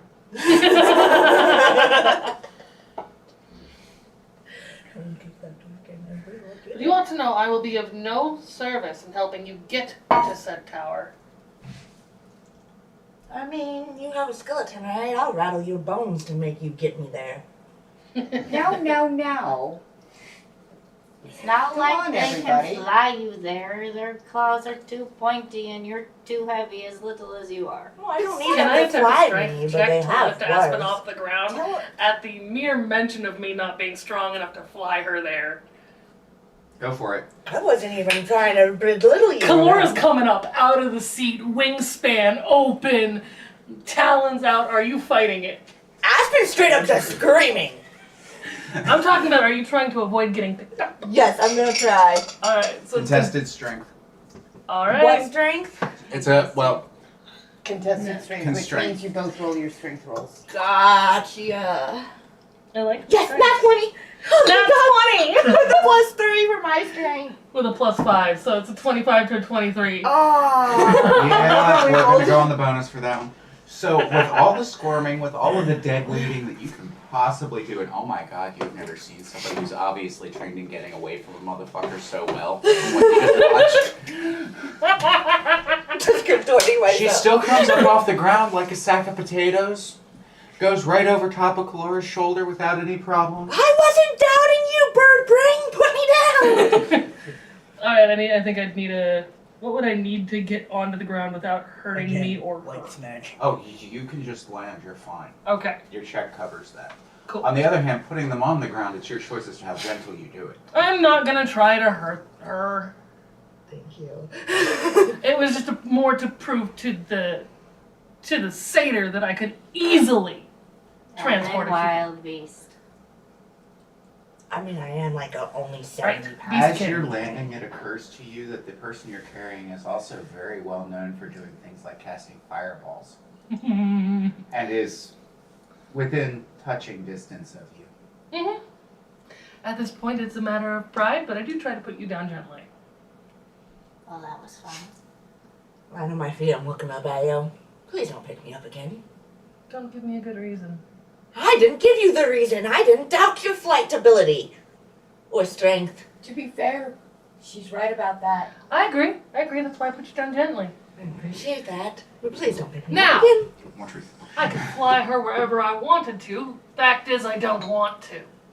That was Fly on mostly as a my dragon. point. We don't I was really just trying to need make her feel bad about Anybody to it. fly her there when once we get back to Evermist, we can use the druid groves. I can probably get a hold of the High Elven Empire and have them send me an airship. Well, there is an airship port in Evermist, but also the druids still have teleportation circles. That hasn't changed since your time. Really? Really? I would much rather I don't know if teleport. there's an open teleportation circle. I mean, nobody goes Does anyone know? to the, nobody goes to the Elven lands anymore. Is But Calestra part of the Elven land still? Castara was never part of it. Okay. no, Castara was the desert we came from before we went there. Yeah. That's where you went fleeing the gnomes. Yeah. Okay. Yep. And it's Castara would be where my where my tower is, though. Cause that 26 miles north of it, yeah. yeah, you want Just on the inside of the Elven Lands. Right? right on the outside of the Elven Lands, I thought. Right on the actually outside. about 100 miles from the Elven Lands in the middle of the desert where you could cause no property damage to anybody's anything. That's a good idea, Princess, to put me out there. Also, the Elven Lands were expanded under Aurora Lee's guidance and watchful eye. Oh, good. At least she was a good group. Your cup is right there. And can somebody check the time for me, please? 5:38. Then yes, we're going to switch and take a bio break. We'll be back in about 10 minutes or so. I love the dynamic between Probably our characters. 15. I like how it's still very much Thank you. as, Please as stay like tuned. a series. Yeah. And Aspens are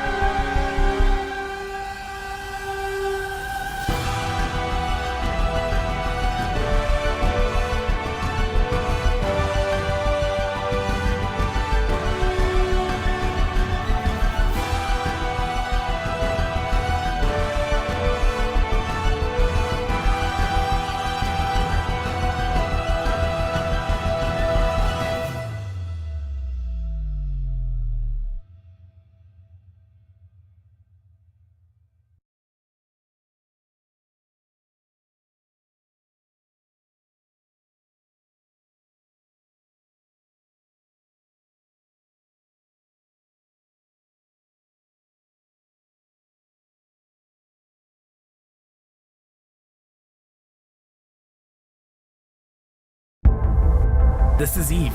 You know, it's a crazy universe where anything can happen, and however you want to do it, go for it.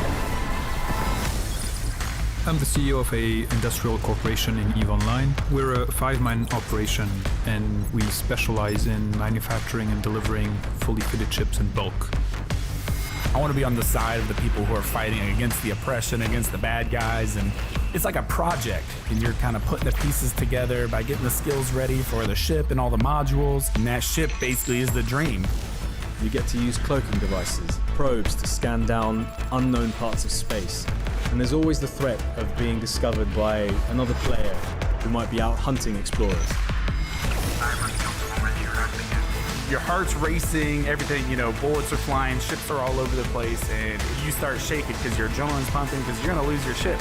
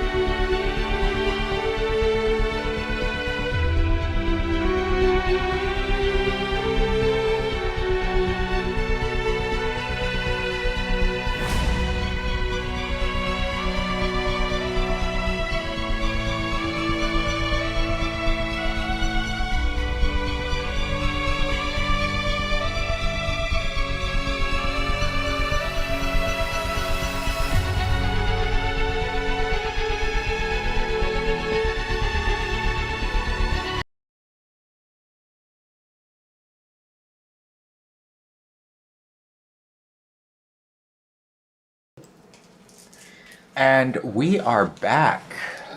Yay! Alright, so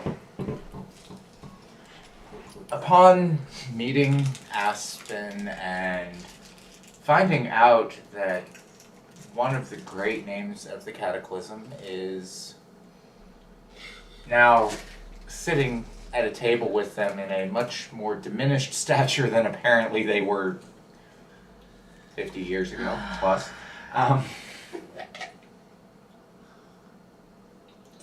As you all are clinking glasses and finally getting to know each other, and right about the time that you set Aspen down, having proven that, oh, you could totally take that little wizard anywhere. Like a suitcase. Install straps on the back, it'll be great. But a rather formal looking procession comes through the tavern door. They're well dressed. They look like at one point they were elven and some half elves, a few humans, and some gnomes. And they're like, well, we've come to collect you.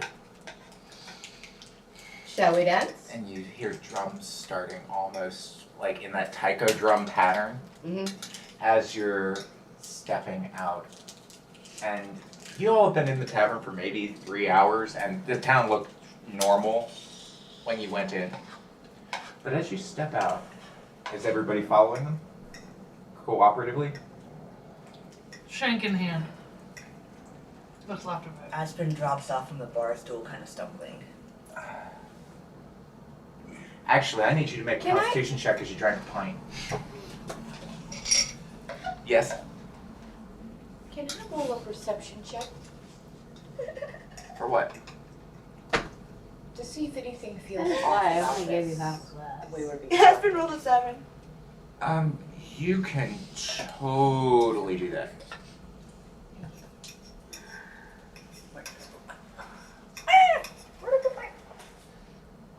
Mm-hmm. So there. This isn't it. I don't know where the black one went. It's 22. Oh yeah, you're fine. You're fine. They're actually, from what you can perceive, here to collect you. They're not being aggressive. They're just not really good socially. Okay. Is any I so? hit a 7 on that one. You're good. What? Seriously, it's a group thing. So if anybody who pitches in, if there's even one success on something as simple as people being honest with you, Their drunkenness. on their drunkenness. Okay, you try to hop off your bar stool. Yeah. You're now kissing the dirt floor. You don't take any damage, but you're kissing the dirt floor. And it You would tastes. think you would learn after as many times as you think you've done this, you would learn to hold your liquor the first try. I usually hold it better. This is a little stronger than the dragon ale I was drinking. Are you saying this from the ground? Because you have not said you got up yet. Yo, yeah, I'm still on the ground. She's saying this into the dirt. That's why I kind of like mumbled my voice a little bit, like I'm I talking picked to her up by her ropes. No. Liz was actually. What were you saying? Sorry. I reached down to help her up, and as I kind of pick her up and dust her off, sweetheart, your body thinks it's 12 again. Slow down. That's all I'm saying. Slow down. Kind of straighten her up. You good? Yeah. A couple eyebrows raised in the group from everybody's perception checks earlier and everything. You watch as people are just kind of. Your body thinks it's 12 again. Seems to raise some brows for obvious reasons. Viridia, have you ever known any natural disaster to slow down? I don't take the characterization of gnomes to heart. And I pat Aspen on the head, you know, straighten her hair. It's fine, sweetheart. I look annoyed by being treated like a child, but I accept it. Very like an adult. Yes, I look very annoyed that I'm being treated like a child, but I get it, so I'm accepting it. It's not the first rodeo. Yeah. It's like this happens every time. 13 years. So they lead you all out, and you notice as you step out of the tavern that it seems like everything's brighter. There are almost icicles of blue hanging from the ceiling in rivulets.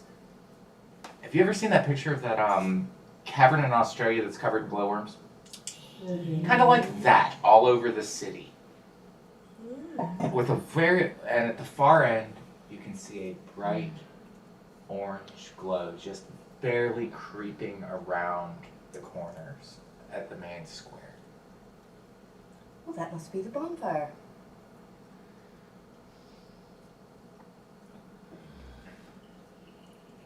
My feathers puff around where my ears would be in my collar. Tail feathers fan out a bit more. So, man, where are you at? What you doing as you see this? Everything is lit up. Like, do you know what I'm talking about? Those glowworms in Australia. Kind of. There is a glowworm that creates trails of almost icicles of blue bioluminescent light as it. Well, technically that's excrement. Yeah, its excrement glows. It's a worm that So lives in like this cave. stalactites, Yeah. Except worm poop. but They're covered in worm poop, glowy worm poop. In little It's really rivulets. pretty. like See, I kind of want to smell it and lick it. Just. You're welcome. You can certainly do so.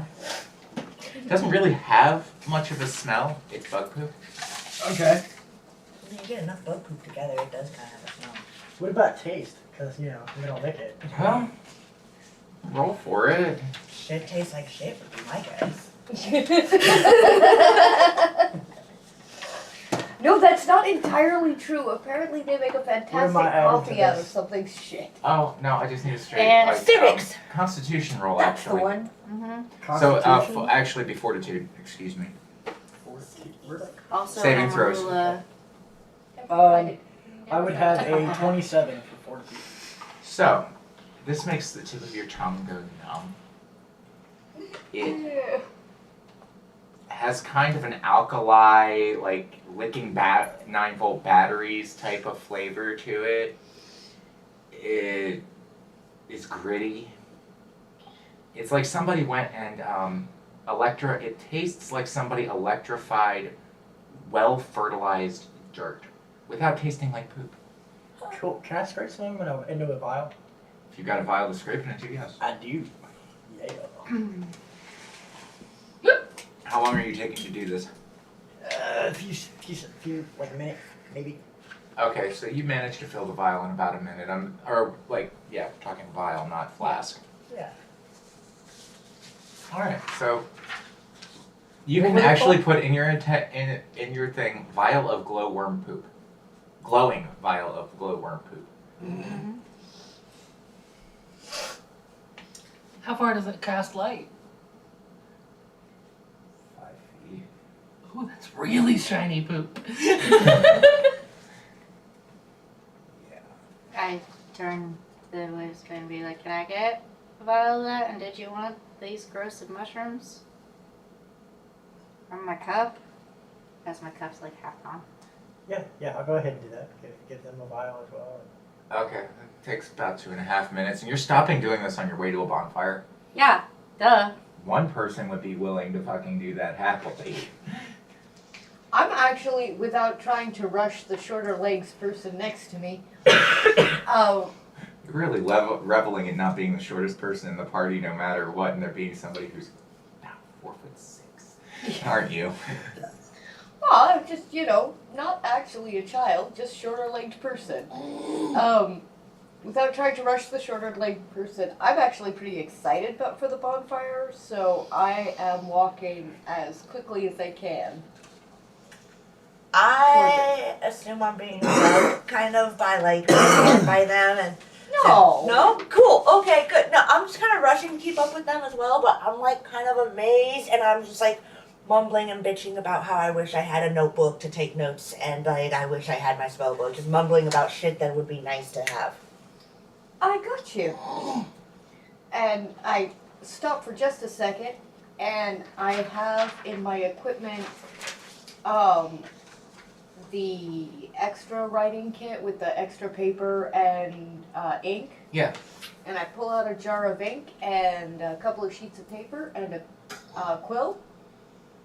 And I'm like, And I accept all of that. Thank you so much. I'm sorry it's not all bound up, but it can do for now. It's perfect. I stick Is there the a station bottle nearby? up in my top What? pocket with the Station. quill, and then I roll up the two of the sheets, and then keep one out, and then. You nice. did not know. Well, with the open bottle of ink in your pocket, I freaking love it.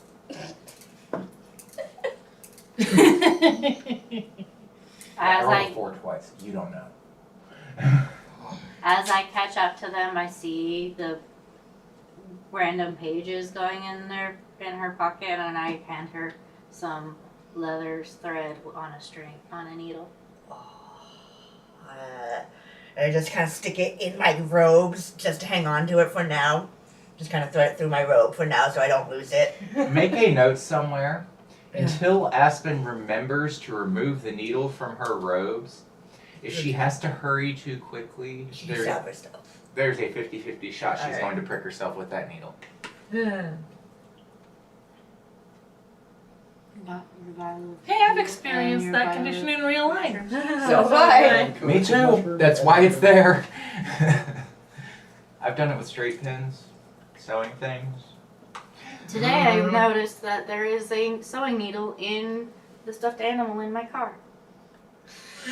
Case in point. Case in point, yeah. So, yeah, you'll like, if you roll below 50, you stick yourself. If you roll above 50, you don't stick yourself. 1 point of damage if you stick yourself, it's a needle. Okay. You have enough hit points if that's a doable thing, you won't forget more than twice. In theory. So, Several sessions later, Aspen falls unconscious. Kit kept losing hit points, not realizing why. Okay. Slow bleed damage. Like, was this a spinning wheel effect or what? I don't know, ask Sleeping Beauty. Thankfully, that is not true. So, you all have, as you round the corner, you can also start to smell That's good. Thank all the feasty smells. Roast beef, fresh baked bread, barbecued pork, Oh, this feast smells delightful. roasted vegetables, earth-baked potatoes. You also see, as you round into the square, that there's a lot of this food that has been pre-dried, and there are people with a mortar and pestle. I mean, there's obviously very succulent things, but it looks like there's also succulent things that have been dried to the point where they can be powdered. And they're being sprinkled across the ground, and it looks like a large amount of the general population is seating themselves where this is going on. And the places where the more succulent and still very fresh foods are being, those are on a completely different side of everything. Okay. These people are made out of mushrooms. They're gonna make everything more. And it seems like there are a large number of drows, some gnomes, halflings, 1 or 2 tieflings. There are no other cat folk. They all appear to be full-blooded drow. And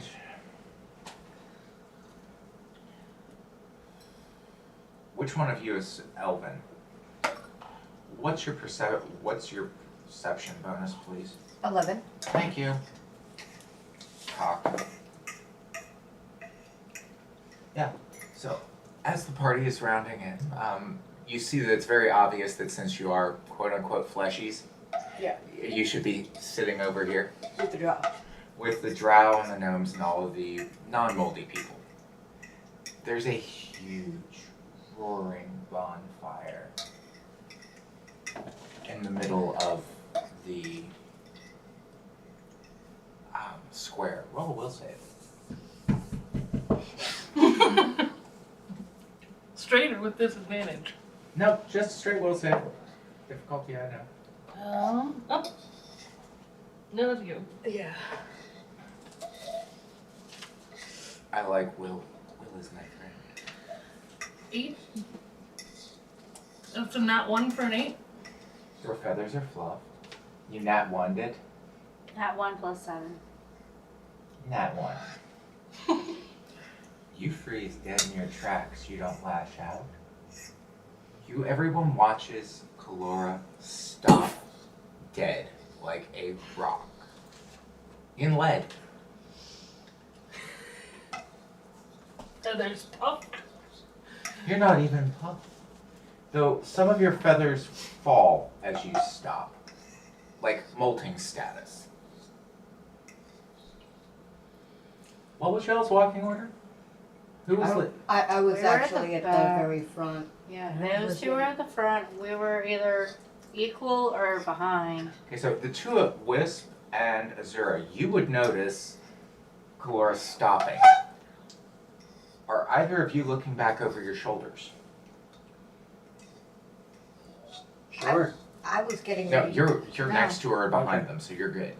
I was actually planning on. I was fascinated by the drow. I've not spent much time talking to drow, so I was going to go mingle. Okay. And being half drow, I'm just I'm following her up to my people. But not my people. You're woodland, correct? Correct. Hey. If you're good at diplomacy. I hope I am too. You're walking up with a little girl who's missing half an ear. As far as they can tell. This is going to give you all something to work through as a problem in the future if you can't tell. It's a curse. It's supposed to. Yeah. Alright, so Wisp, Azura, you watch Kalora freeze dead in their tracks and start shedding feathers. At the sight of the fire, all you can see is them just staring at the orange flames, dumbfounded, with a look of sheer terror on their birdie face.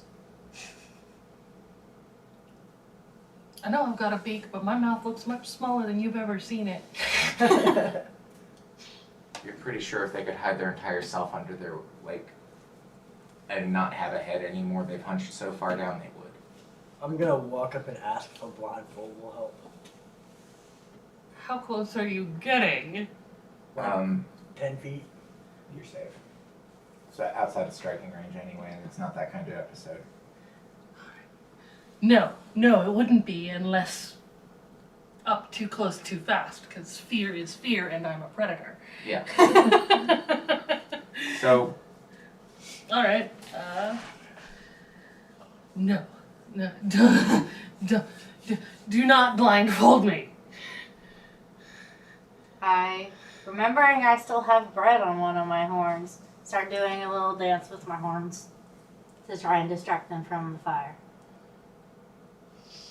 okay. I need you to make a, do we have some performance check, yeah. Thank you. 15 plus 7 is going to be 22. No, 21 because it's a plus 6. 21 plus. Okay, No, cool. 21 total because Yeah. 15 plus 6. Yeah, that's what I'm Plus seven. saying. Okay, so Go ahead and roll will. Yay! I get to try to break out of the panic attack. That is an 11. Good. That's You a failed. 4. The one time I needed you to fail, you failed. Okay, so for some strange reason, the smell of the bread underneath your beak and the sight of your satyr friend wagging their head beneath you and making it dance, you just can't help but laugh a little bit. And as you laugh more and more, the anxiety of seeing the flame, as it were, seems to dissipate, and you get a little bit of an insight into a resistance on these checks. Yay! That way it's not an all-consuming insanity. Not to mention you're going to need to be around fire at some point.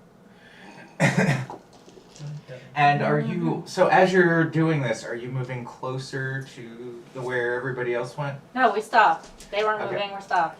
Alright. I think I'll watch the fire from here, though. You can go on. You smell meat. And your fear isn't hurting that much anymore. And you smell cow meat. With pepper and sauteed butter and mushrooms and onion. Didn't you say last session that bodies were going to be burning on this bonfire? She did. Yes. How is the scent of burning flesh affecting me? It smells like roasting mushrooms. Okay, so it's not meat-based bodies. No. Can do. Okay. Wanted to make sure. Alright, I'll tentatively make my way closer, but trying to get close to the food without getting any closer to the fire than absolutely necessary. I point at the bread in my corner and go, to offer it to her. Neat. Aye. Alright. And that brings us to our two wanderers, who have gone up to meet these drow. So which one of you is approaching first and which one of you is approaching it? You said you were following, correct? Short legs. Shorter legs, so I'm only like a step or two behind, but, But trying to keep up trying to with, be in stride. with somebody who's full. Oh, perfect. Yeah. Alright, so while this is what's actually going on, and we can all acknowledge this, what these drow see is a wood elf walking up with a half-drow child who's missing one of her ears, her right ear. The top of it has been cut. And she's following very attentively behind you in tow. Basically like you would expect a house servant, and the drow do keep slaves. So they're assuming that a wood elf has taken a child slave, is what their reaction roll was. And they walk up and go, "I help you." Oh, we were just hoping to actually meet you. I thought Aspen here might enjoy spending some time among drow, and I have not met many, so I thought I would come and say hello. But Squatchum is a family name. Oh, so sorry. And I'm Viridia Wildemar. Oh. I see. Well, your name, I don't... Natural 20? Your name... Your father isn't here, is he? My father left my mother before I was born. I actually am trying to find him. I've been looking for him for the last 70 years now.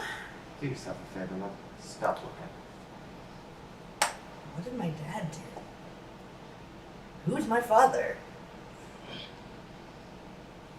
Well, I'm not allowed to speak of my betters in those terms, so if you'll excuse me, I'll be back to my cups. Oh, And he picks up a pint and very... yeah. Oof. you hear people whispering through the crowd as she drops her last name. And they just kind of look at her. She's only half. Couldn't be. She'll be an old woman by now. Things like that are going through as you two are standing there. Looks like you're gonna make quite the impression. Apparently I'm more famous than I remember. Well, people have had 70 years to both sing your praises and whatever's the opposite of that. Embellish your cruelties. Yeah, you've been a little bit of both. I mean, living 5 lives. How am I to keep track of everything you've done? You saying this out loud? Yeah, to her. I imagine that must get confusing after a while. Very.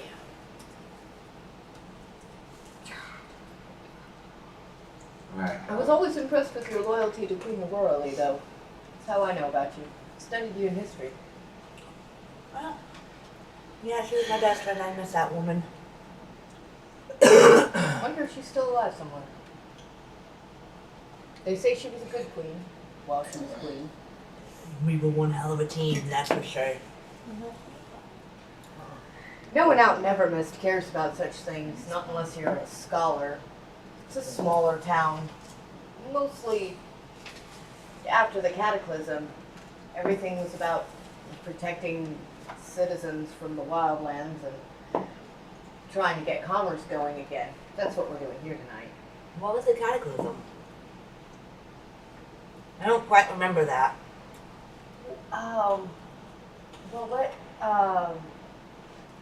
So legend has it that you created an army of the undead and you wiped out several gnomish cities, and this caused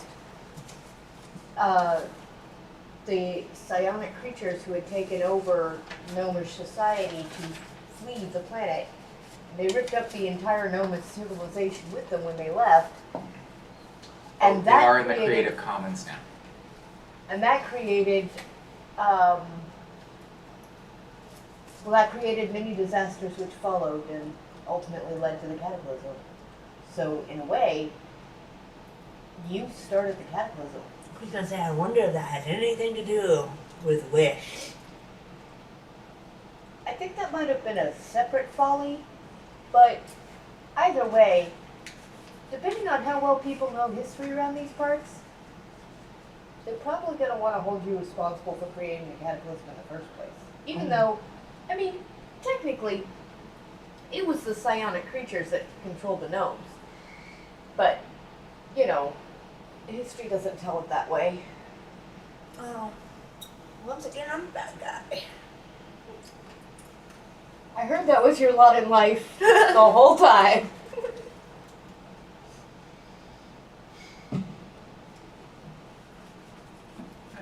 So, as the evening progresses, you watch as every now and then the bodies that they're burning, you notice are the dead. Like, they're burned and you notice ashes being collected as the evening goes on. It'll burn down, somebody will come around, collect the hot ash into pots so that the fire stays relatively controlled. I mean, most of the town's made out of a combination of mushrooms, woody as they may be, and stone. So it's trying not to burn. Yeah. And you watch as the ashes cool, they spread them on the side where all of the people, all of the local citizenry are sitting. And basically they're fertilizing the ground with it. And music starts echoing softly as the queen, as it were, and her entourage of minions finally make their appearance a couple hours into it, because what ruler of any size province would ever Show up on time? or not even just excruciatingly late? Forget fashionably, excruciating. She looks and walks over towards you. Oh, lovely, you made it. And she picks up a piece of the meat off of one of the plates with a gloved hand and It's like, I don't need this stuff, but it's just something about taste I could never let go of. It is lovely to see you again. Oh, and you do. So, are we liking the festivities tonight? I'm having a wonderful time. Your drums are delightful, and the fire is warm and beautiful. And I gotta tell you, I always assumed that all the food here would be sort of musty, but your cooks are delightful. Oh, the trick is that we make them cover their hands, dear. Oh, that makes perfect sense, of course. Which is why I wore gloves tonight. And she said, and as she's sitting here talking to you all as you're sitting there, they look at you, and Aspen, you would notice that this person is from about torso up, a very pretty, almost elven-looking woman. Except that shelf mushrooms grow from her skin in the shape of a dress, and she almost has an 18th century ball gown made out of molds, to include a trail of slime mold that follows her as she walks, and lichens. How do you become a mushroom person? And I just bluntly asked that because I could tell that she was at one point an elf. Well, for starters, I would highly recommend, well, I don't know how you would. You might be able to do it for one life. But then it might reset you, or it might not, but we don't age, so. Don't age it. Not in the same way, but I don't know how your curse works. I don't know either entirely on this aspect. That's not to mix magics, dear. You might explode. Oh, you're not wrong. I'm just curious. How many eons did it take? Well, actually, it only took about 6 months for me to wind up like this. Just living here in the caverns did this to you. No. I don't really remember how, but I know it's not from being here because people visit all the time and stay for extended periods. Okay. They have some quite nice hot springs, it turns out, and everybody likes coming to them. And I'm jotting some notes about her answers. So, you said you wanted to discuss diplomacy. Well, this is the best part, so right after that, we can definitely get to it, but I have to preside, as it were, over the sentencing, or the carrying out of the sentences of some of the criminal element here in town. Of course, Your Excellency. And I bow and step away. Oh, no problem. And she walks towards the middle of this, what's basically a huge semicircle that's divided so that those people who can't be infected by mushrooms and those who can are on opposite sides, with the fire relatively back and towards the middle, giving you plenty of space for having some place to sit that's not going to be too fragged for you. But, by the way, you can go ahead and make another will save to pull yourself out of that with it. Just let me know what the score is. Yes. And you come to a point where she moves herself to the center, and it seems like as she 17. moves there, 17, you're just starting to come out of it to the point where you're feeling normal and kind of feel like you want to be closer to your friends, even though they are closer than you want. But you're kind of getting over it.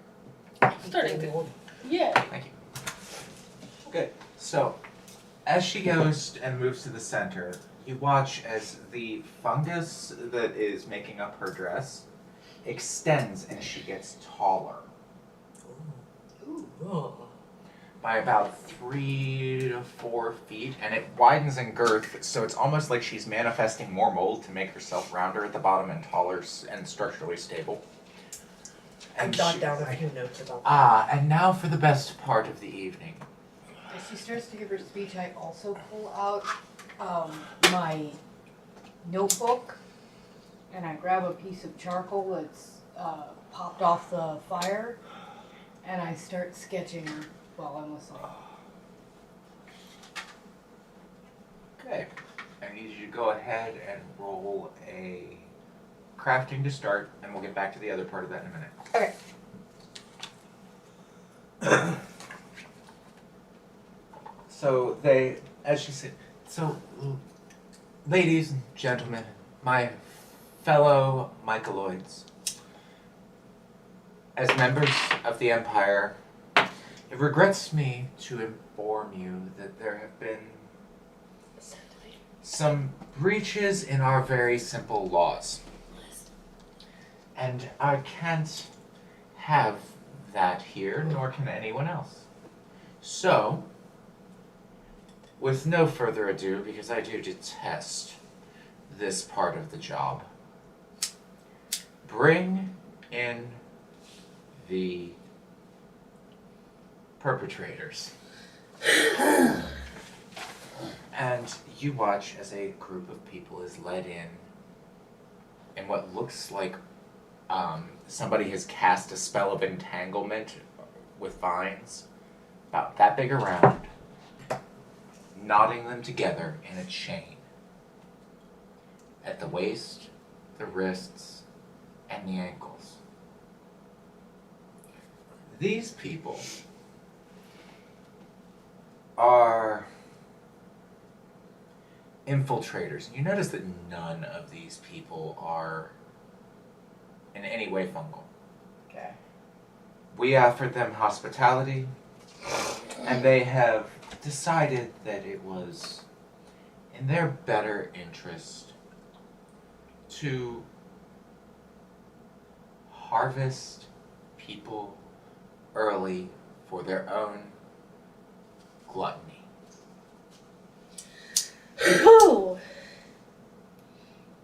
Our guests of honor ran into a town of these people recently and would like to actually set up legitimate trade with us. That being said, that being said, Tried to breathe in hot air. one at a time, they will each be given their right to their last words. And tonight, my children, their ashes shall be a part of your feast. And with that, she breaks the first one up. She walks over and breaks the first person off of the vined chain with the obvious loud wood snapping noise. Leaves their arms bound and their legs bound. And you watch as a set of vines comes from the ceiling, and she ties it to their arms, like to the brace between their arms, and hoists them up over their head, and lifts them up off the ground about a foot, or has them lifted up off the ground. You see them gesturing. You would, as a druid, recognize that they have some form of natural magic. And they look at and they watch your reaction. Anybody have any problem with anything they've seen so far? Oh yeah, I have a huge problem with it, but I'm not doing anything about it. They look at you, they look at Not this my person country. and say, so, I want to hear it. Not my kingdom, not my rules. these are you get your last words. So what would you like to say? And this person who is very much human actually doesn't look that, like if you were seeing him walking down the street, looks like he could be a nice guy. I got nothing to say. Bunch of unsauteed mushrooms got me in the end. What kind of an epitaph is that gonna make? She shrugs. Very well. Hoist them up off the ground. And once they get to be right at the apex to the center of the fire,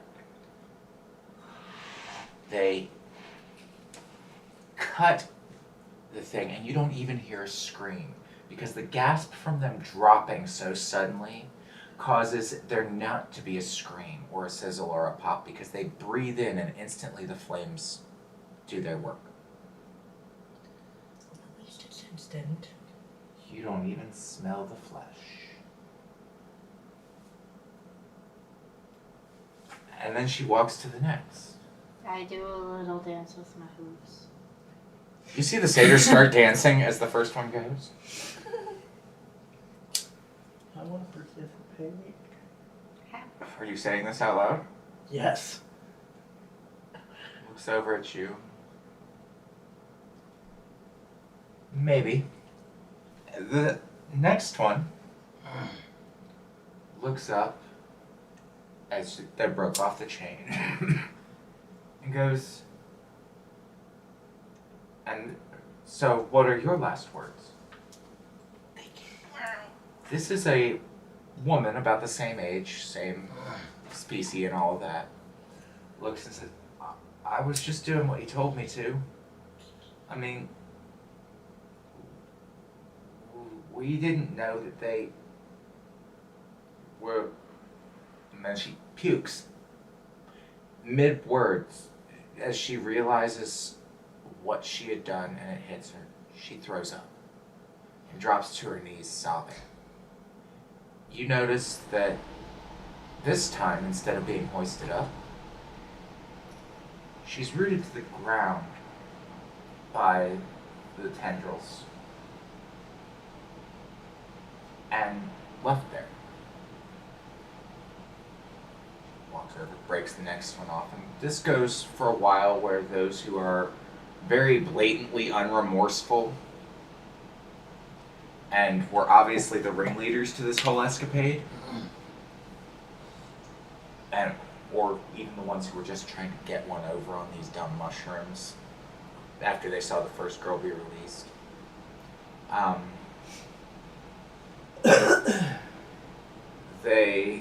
All of the ones who were truly that kind of fucked up and cruel are barbecued. Yeah. And the rest, as far as you can tell, are rooted to the ground at the moment. And the roots are so, you know what full mitt bindings look like? Mm-hmm. Yeah. Both hands and both feet are bound like that to the ground, and the one around their waist is also connected. They ain't going nowhere anytime fast.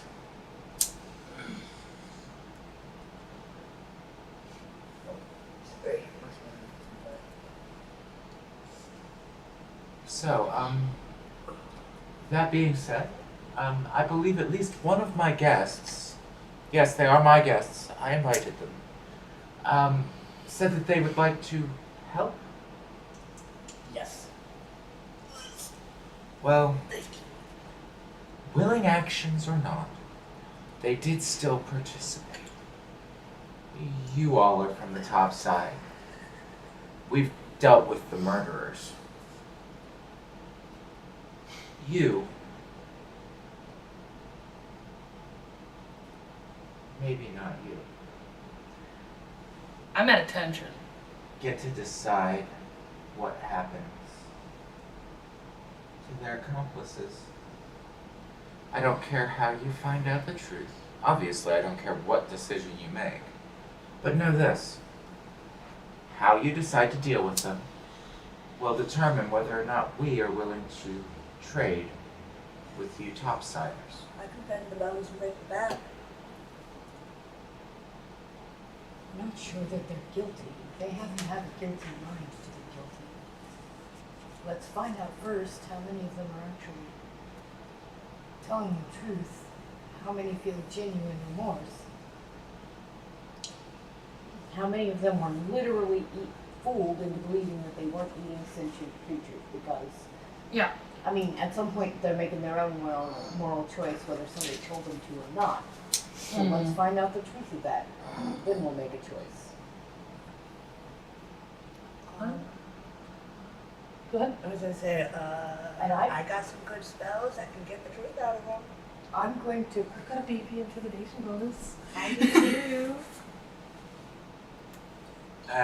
Wisp, what are you doing as you hear this? I see you looking through your deck of many abilities at this point. You said that the bindings were like rope, right? No, they are like, think grapefruit coming up out of the ground in full up to about halfway the forearm mitts and halfway up the calf, Okay. holding them on their hands and knees with another around their waist, all rooting them directly to the ground. Well, I mean, the fact that it's kind of like not rope kind of sucks, but I think I'm gonna like go over and. There are 6 of them, by the way. Somebody did ask a number.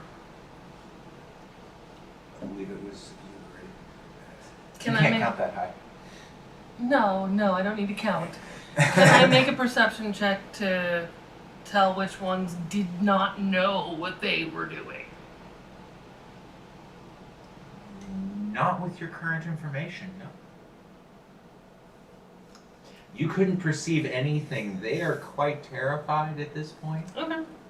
You're pretty sure that at least one of them has crapped themselves from the sheer terror of something, but you can't tell which one. There's 6 people here. Mm. Yeah, no, Kalora can't count that high. Kalora's never had to count. So, like, I can't tell which one crafts themselves? Nope. Not without talking to each and every one of them.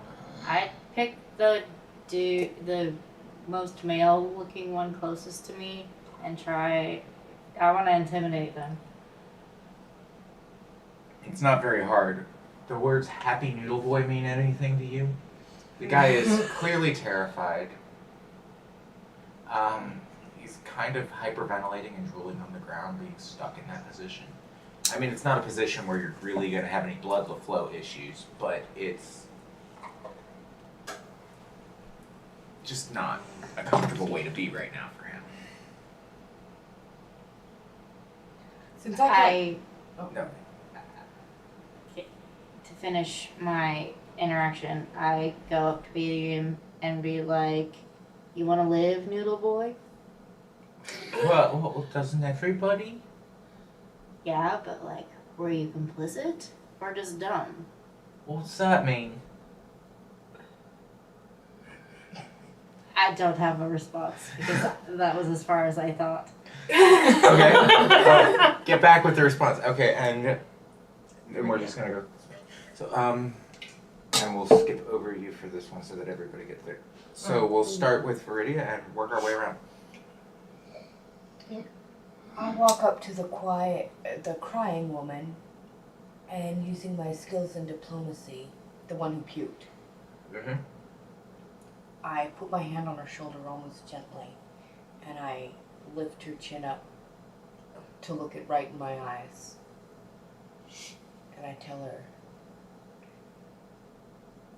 "Tell me the whole of your part in this, and I may yet be able to save your life. But you have to tell me the whole of it.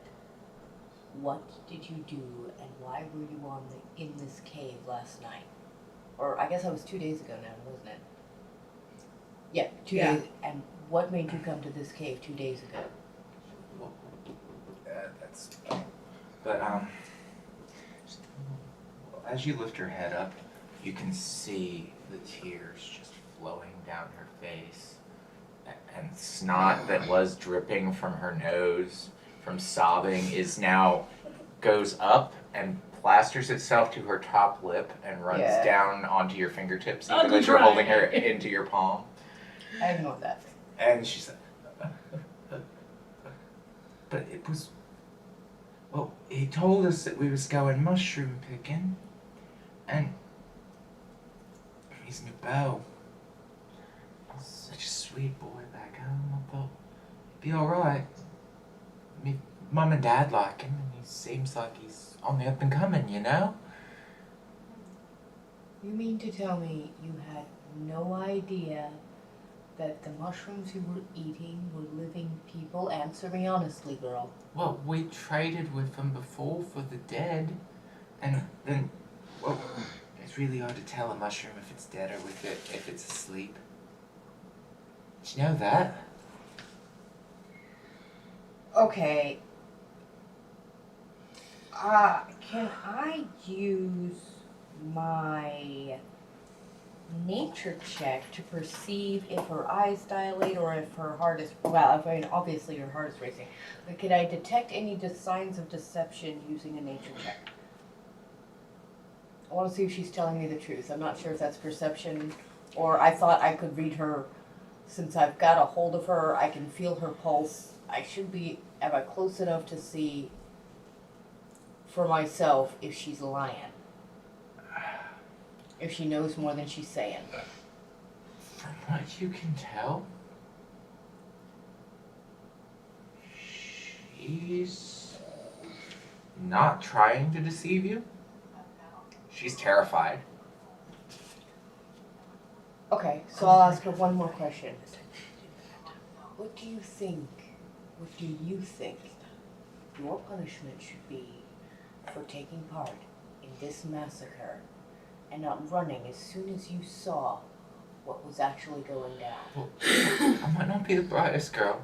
And she is quite pretty and not like, we're talking classic beauty, quite pretty. So, and she, well, like I said, here's me bow. What do you think your punishment should be? Well, he was nice. I'd be okay with working here, helping them fry. I mean, it's got to be better than going back. I don't want to end up like he did. He was the first one they talked to. Thank you for your honesty. I will speak on your behalf. And I just let her go. I'm not Silence. done. There's more. You did ask for the whole of it. Okay. I would have run, but he had a sword, and I'm no good with anything bigger than a kitchen knife. And I thought I was out collecting herbs and mushrooms. Think I brought more than a sickle.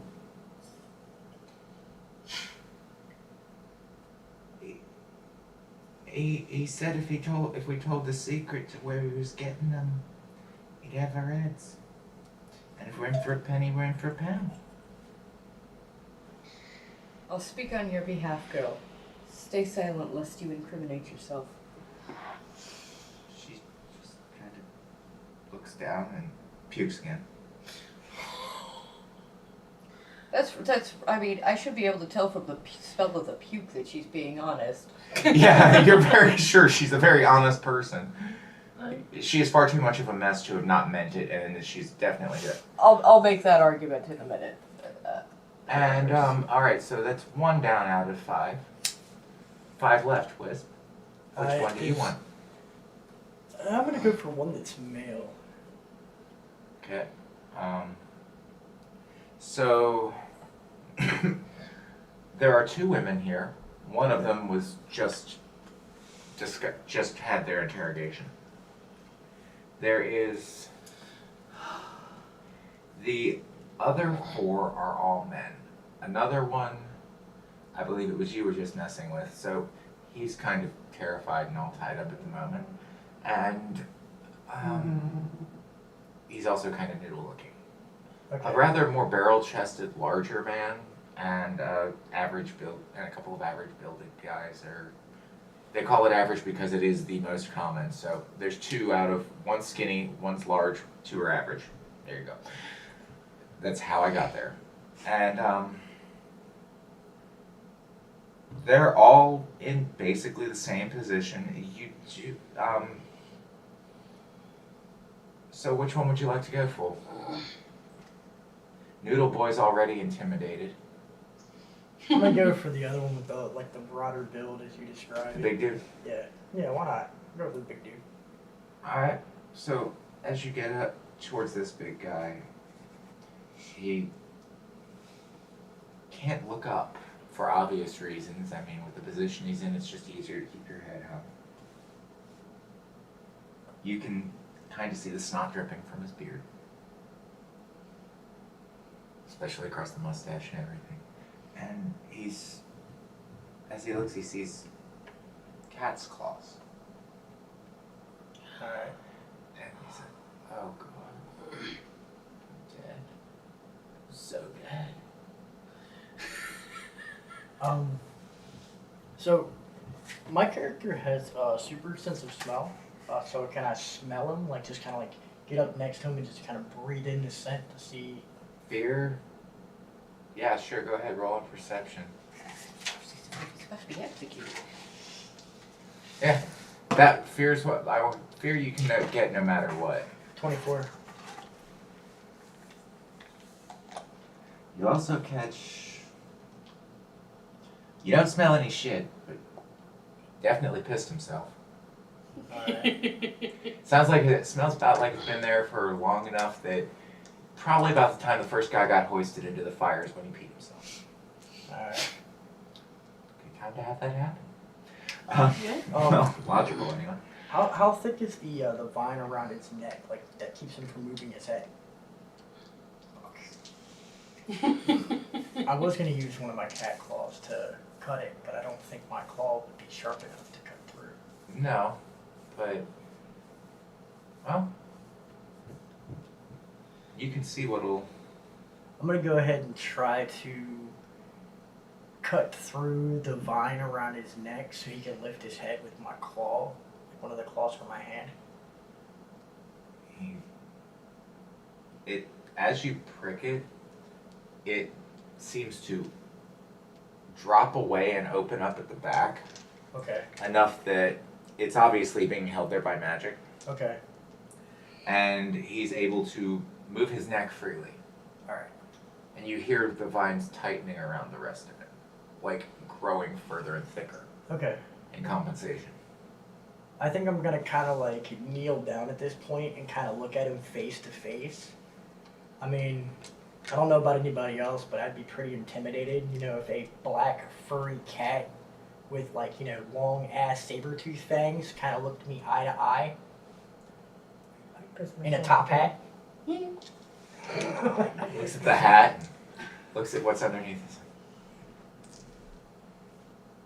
So you're my jury and judge, are you? I'm a lot worse than that. Oh, that's not comforting. I'm not getting out of here. It depends on your reply. You have two choices. Be honest and possibly live, or lie and obviously die. Well, doesn't seem like many choices to me.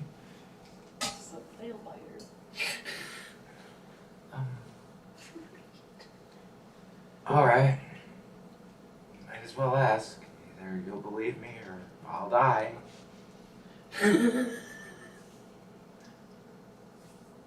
Did you know what you were doing? Not at first. Why didn't you back away? Because if anybody found out, you're dead anyway. The family abandoned me. Told me to let everybody know.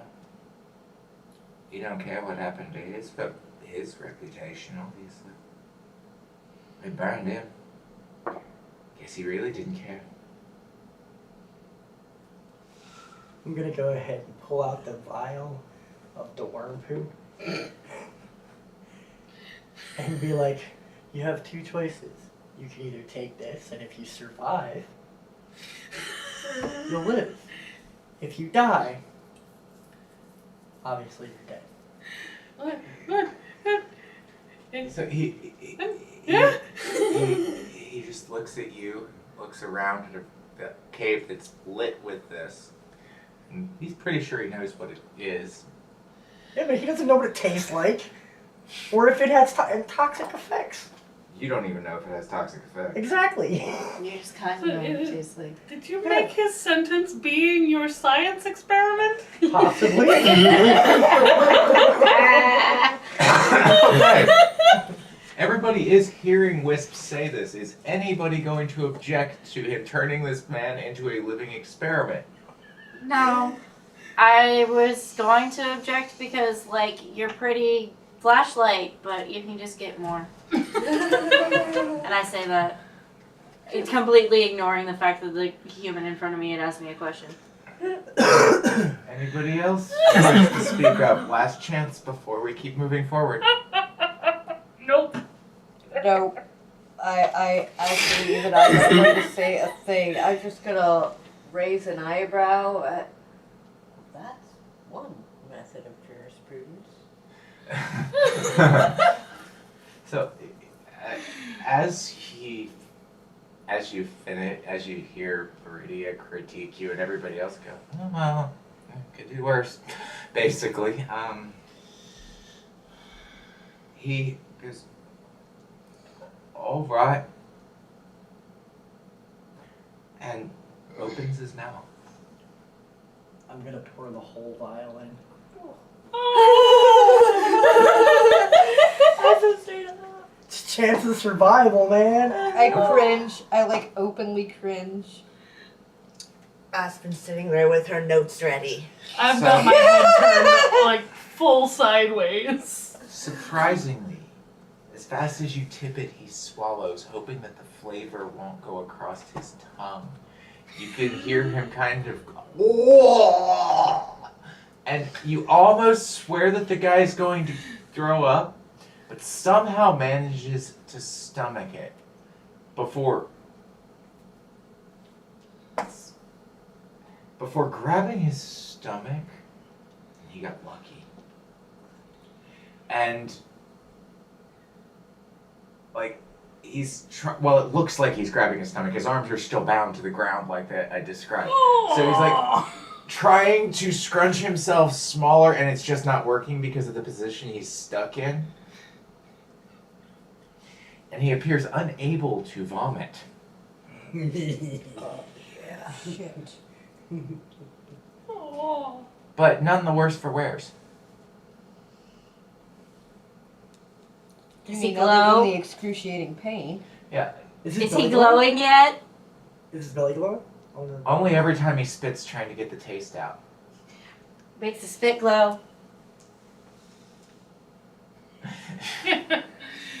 I'm just sitting there taking notes Well, it's watching that. bioluminescent fecal matter. It's still in his saliva. You notice that it does get dimmer and dimmer the more he spits. Well, that would make That's sense. Yeah. And that brings us, because we're holding off on you getting back to your torment. That brings us to you, Aspen. There are that one. 3 out of 6 are already occupied. There are 3 left and only 2 of you. I go up to one of the males, Okay. and I'm like, About there's one way this is gonna end. lefty or righty? Let's go with the one on the left. All right. I'm like, there's one way this is gonna end. You're gonna tell me what I want to hear. Why'd you do this? What's going on here? Tell me the truth. Money, Money? fear. Why were you afraid? What were you afraid? Hit the first barbecue? He's bigger than me. I'm a mushroom picker. I was hoping to bend your back and break your neck. You're just a mushroom picker. I, from my position, pipe in. Well, then shouldn't you have known better? Yeah, these are your people, are they Could you not? do me a favour? My nose itches. Could you scratch it for me? Right under the left nostril. And just straight up. Bow! Hold the head. Unarmed. Oh fuck, I don't get a 3 plus. 3 plus, Strength. 3 is 6. They're prone. They're prone, but the lowest it goes is 10. Aww. So she goes to throw a punch at his nose because that's what you were aiming at, and glances the cheek. And you watch an epic fail of a wizard trying to throw a punch. That's what you get for forgetting your body thinks it's 12 again. You'll never get over the lack of strength in this fucking prepubescent bullshit. 12-year-old temper tantrum. You've also been having low-grade cramping all day long. Like I said, you're just starting. Yeah. I'm kind of glad I rolled a low on that just because it works out with character play. Yeah, exactly. That's what I'm saying. Yeah. You're also drunk. Yeah, I'm also drunk as shit too. Yeah, you just can't fight for anything in this condition. I'm good. So, you're just gonna listen. I'm being interrogated by a child that can't punch.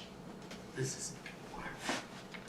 Bend the bones and twist the back, snap the neck just like that. I cast Bone Shaker. Oh. Oh! Nice. Should have known better. Do you have the damage written down on that? mushrooms, It was a sentient 3d8 before my tablet died, but I don't remember the rest of it. Well, I can probably force save for half at best, but I don't know, so we're just gonna go with it. 3d8. Ooh, and This could be really gross for those of you who are squeamish. Okay. Fortunately, I I'm was not. like, I'm a flat table. 8, 7, and 4. Whew. 19. Yeah, it's 19.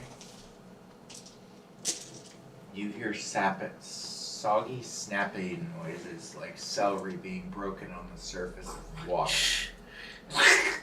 In between with the as splinters of their bones start protruding a little bit, like compound fractures.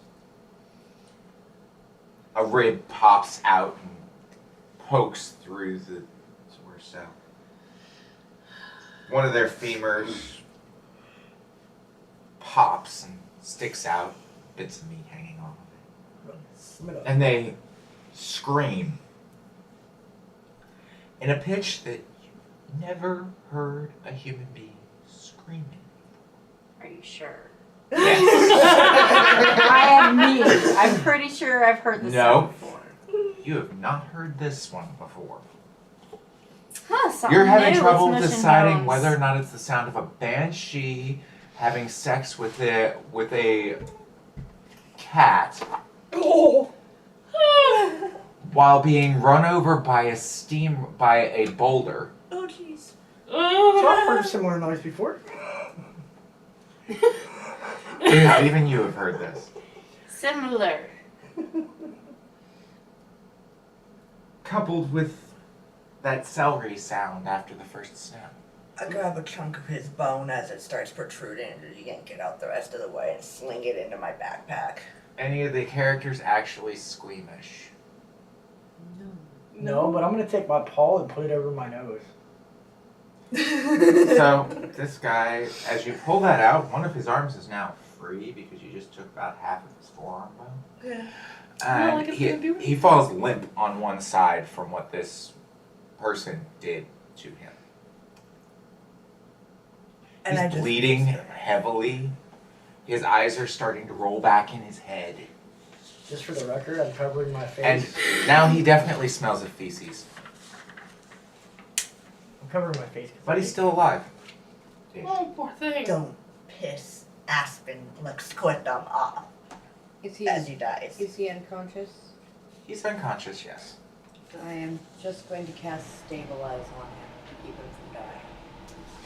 Oh. Loss of life. So he No, stops me. bleeding. That's torture. Stabilize actually isn't torture. It's It Being eases the alive. pain. is- It eases the pain and everything. Yeah. And that's what it does. It just won't give him any extra hit points. He'd have to heal on his own. Yeah.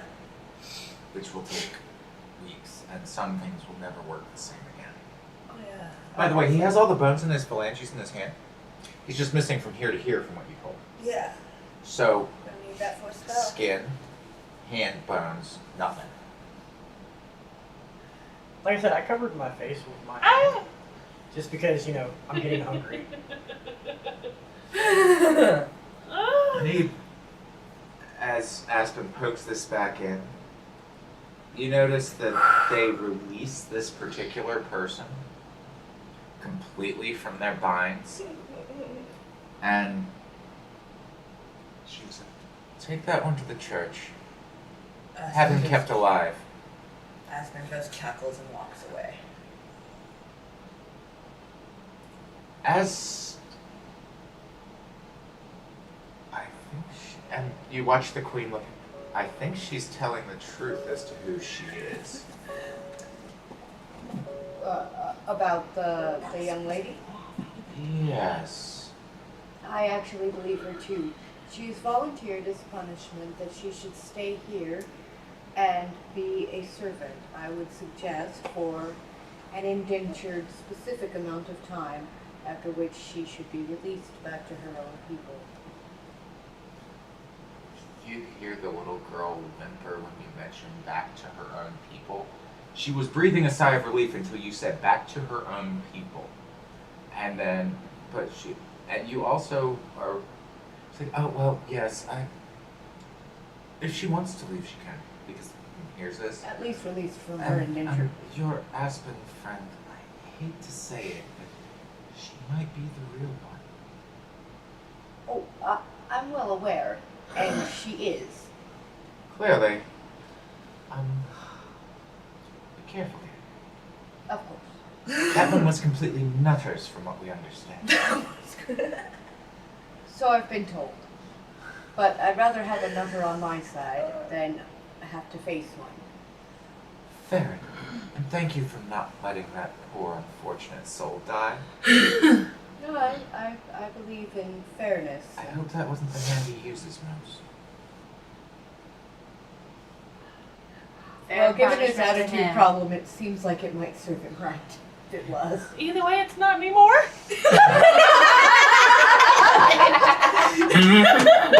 And that brings us to Kalora. So would you like the other woman or Nope, the other average I'm sized going to man? righty, the average-sized man. And as I take my step forward, I unlash my whip with the direct intention of causing a loud crack very near his head. I'm not trying to hit him. Okay, roll a dex check, please. All right. Did you miss him? That would be a 19. You're good.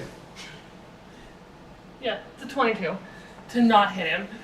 Yeah, if you'd have failed on that one, he'd got hurt. I was aiming for like right here. As it cracks right next to his ear, you watch him jump out of his skin, and the smell of shit gets stronger. And I'm doing everything I can to make my footfall louder. Like, Your claws hit the ground. They scrape the stone with every step. You don't even notice the fire anymore. oh no. No.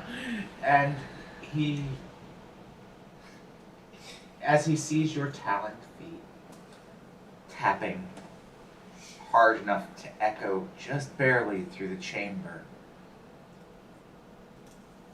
he looks up and said, "What foul treachery is this come to take me to the next world?" Could you let him up? He's hoisted to almost a crucifix position. And let him go. The vines drop. I need to make a strength check, I believe, because I'm taking him to the top of the cavern with me. Okay, what's your lift capability? My lift. What's your strength? My strength is a 20. Okay. Yeah, you need to make a strength check.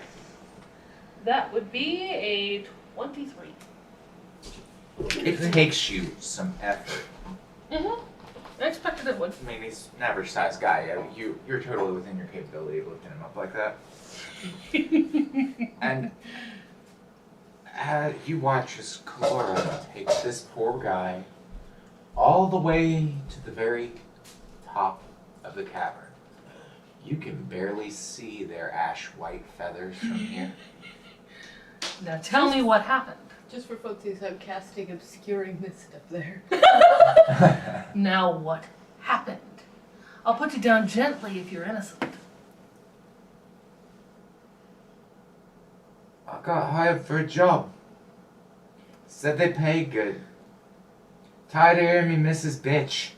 At any point, did you know you were eating sentient children?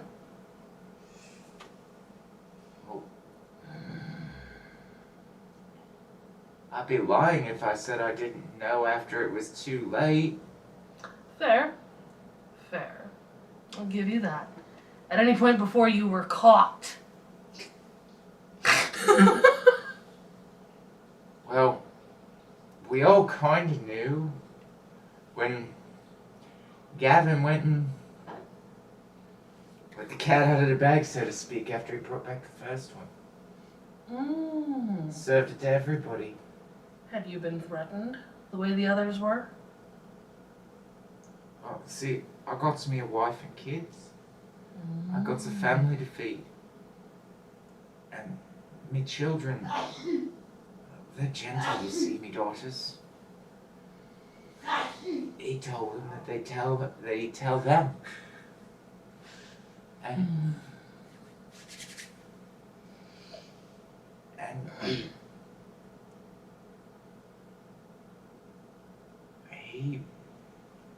me daughters never forgive me. Never see me the same again either after that. See, I fed it to them too, because I didn't know until he showed me. We just thought he was always bringing food back to the poor side, you know? To them who had less. Just a common worker, labor by day with whatever odd job I can get. I keep my word and put him down gently. Besides, one you wants that bitch over there. It might have been her beau. That other woman. That one's been shagging the leader on the back, or the guy, Gavin, behind her back every time she went out to gather firewood. Get himself a little quickie on and get himself that honey pot. You will bring your family here and live in service to these people. But my children won't see the sun. The sun's only a little ways that way.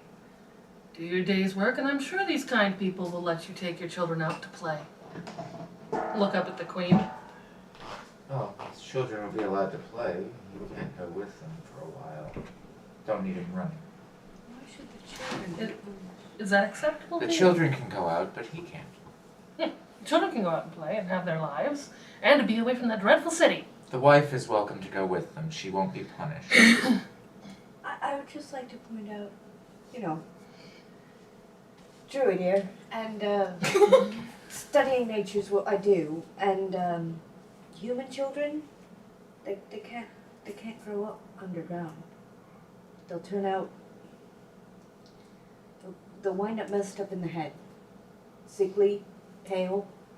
Perhaps bring them just outside the cave entrance, but don't make the children grow up underground. All children grow up fine then, but if you insist. Actually, roll persuasion. I believe that's still one. No, that's diplomacy now. Diplomacy? Yep. Let's see, no, this is a new system. I don't have the help action. I do have the aid action. Same. Yeah. Well. Aid gives a +1 circumstance bonus. Ooh, 17 plus 7, whatever that is. 24. 24. Don't need it. And that was a diplomacy. I do see your point. Those topsiders, they need that accursed light to keep themselves functional. I never understood it. It's been so long since I needed the sun that I don't even miss it anymore. But, very well. Some of our children have never seen it. Very well. I agree with you, but it is your punishment to dole out. Let them live just outside the mouth of the cave, and if he runs, I'll find him myself. Goes and shuts up. And that leaves the guilty party. And you. And we are back around to you and your one noodle boy. Thank you. So he had asked, what do I mean by if he was just dumb, and I'd be like, Mr. No Bone. Can you tell, just like Mr. No Bone, could you tell the difference between a mushroom and a sentient mushroom or not? Well, when I see him alive, yeah. Okay, then what was your part in this? Well, we normally trade the dead ones to them. I thought he was just setting up a new supply line. He only ever brought them back dead at first, and then we came up on a small settlement. Deeper down than here. And he just went in with an axe. In the net. What'd you do? Well, I'd already eaten like 4 or 5 of them. I figured I was gonna have problems if I did. Did what? Well, he'd been bringing them back while we worked our way here from where we live, even deeper down. And we just thought he was bringing in dinner. Like he'd had rations packed, you know, bags of holding come in all sizes and things like that. I never can tell what a person has, and I don't try to pry. Especially with something expensive like that. Well, found out the only reason that they were in the bag and dead was because he'd actually just put them in there alive. And what'd you do after you found out? It was dead, I ate it anyway, but I couldn't exactly get back to the surface, or back home rather. I mean, he'd hired some men from the surface like that bloke over there, but us, we live with some deep gnomes, and every now and then they like having a nice mushroom stew, and they pay good. Pay in gems. It's wonderful. Ship someone home. You know. Trying to find myself a girl, and have enough that the ladies won't tell me now. Kinda hard to do when you're broke, so it was a job and I took it. And I deem him guilty and ram him with my horns. With the bread still on one. Was that a baguette? Yeah?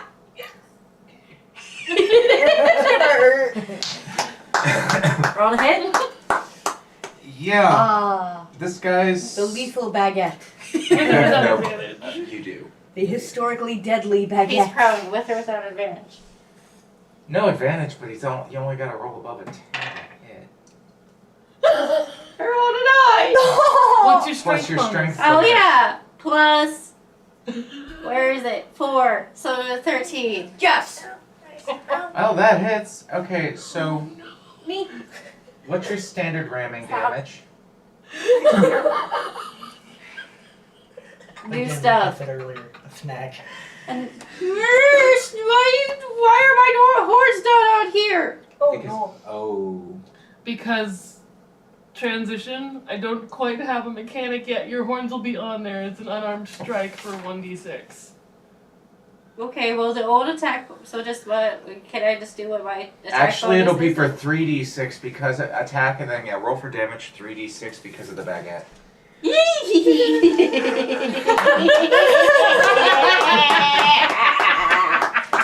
Death by bread. Oh, it's only a 5. Oh.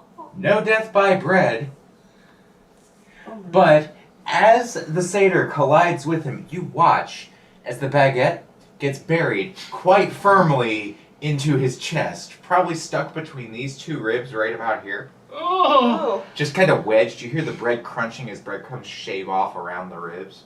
And it's just kind of sticking out of him now. I pull out the bread and offer it to the cat. It breaks off right where it got wet.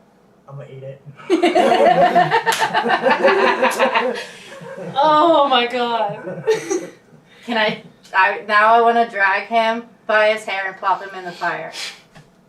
Oh.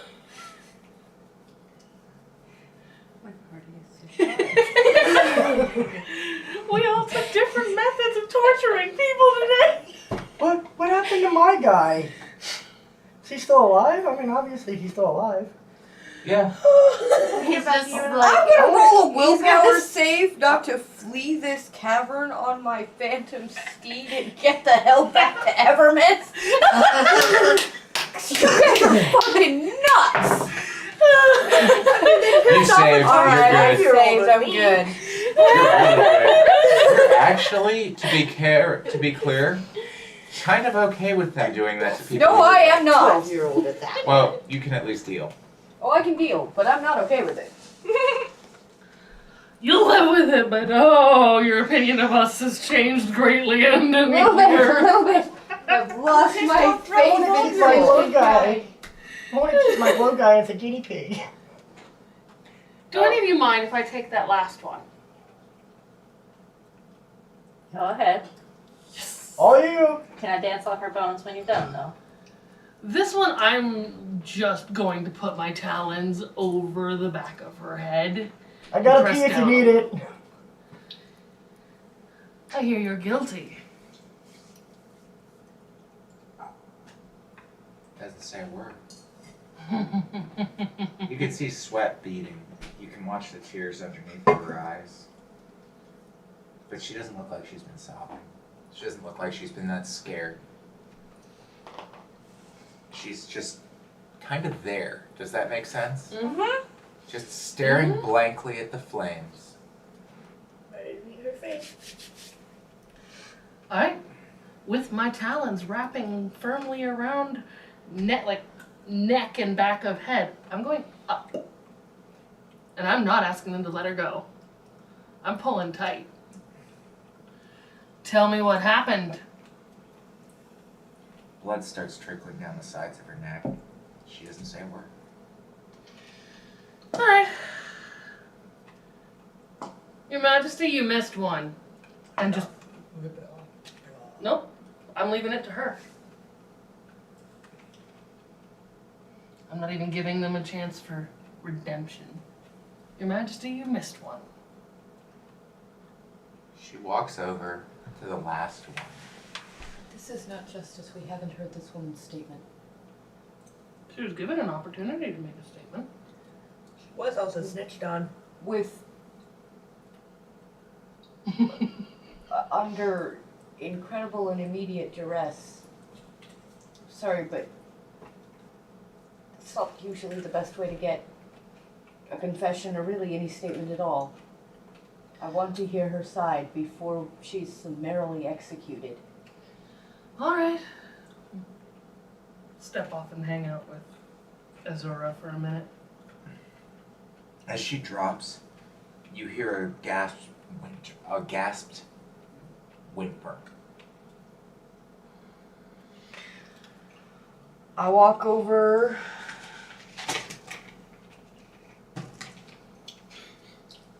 And I guess I'll use a diplomacy. Again.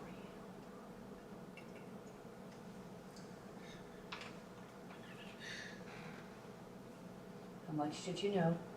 And when did you know it? Tell me the truth. And whatever the outcome, I will make it as merciful as possible. The tears just well up deeper.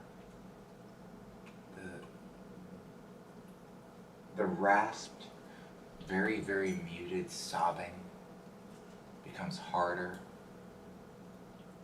She doesn't. Her eyes are empty and vacant. Like she's almost consigned herself to fate.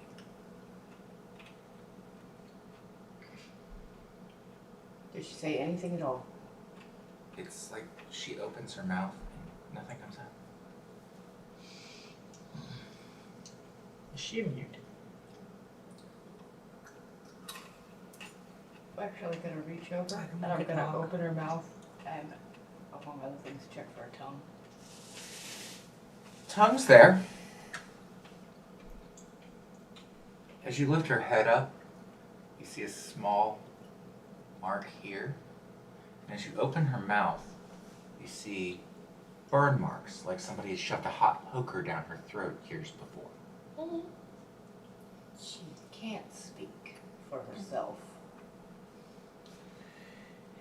I reach into my satchel and I pull out a piece of paper, a pen, and my other thing of ink. She cries harder. Like She's illiterate. shit. We can't convict her without evidence. Just because somebody said she did it, somebody said she was shagging somebody, doesn't mean that she knows or wasn't coerced the same as the others. We have no idea what he did to her, but we do know that she can't defend herself. Just leave her then. Well, that's better than summarily executing her. Yeah. Would you agree to a time of indenturement? Queen looks at you and says, "You're not going to like this. But broken things like her,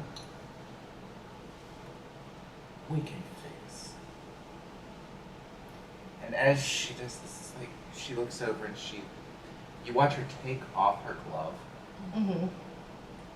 and reach out and pet the girl's face, and it almost looks like mycelial tendrils start to caress her face a little bit, Shotgun details. and she goes, "Would you like me to fix you, little one? You'd be able to talk again."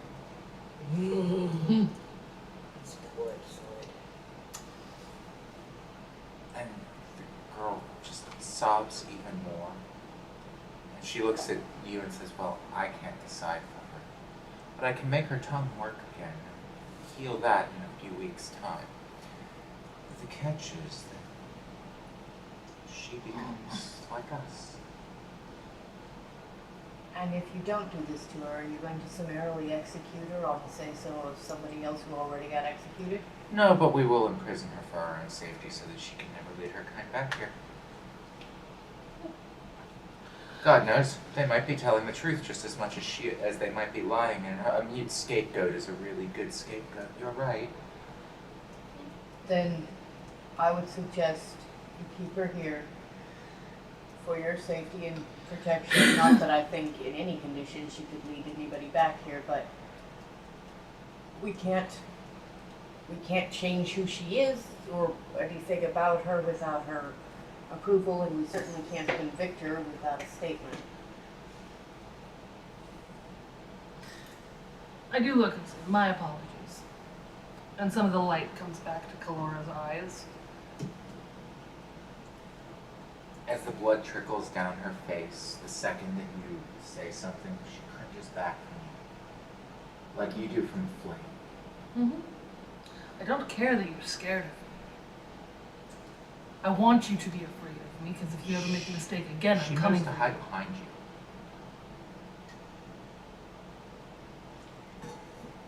I don't make any particular move to either protect her, nor do I move out of her way to expose her. I just leave her alone. But I'm looking at the queen. Do we have an agreement on this one? We'll teach her to read and write, and then we'll figure out which one she wants. I bow to your judgment. Let's do it. That being said, I believe your farmer friend was headed out early this morning. It's why he's not here. I gave him directions to a faster route to Evermist. Well, you see, you came in from the south end of our southern trails underground. Northeast of, on a northeastern cavern run, you can, actually, there's an old cave that,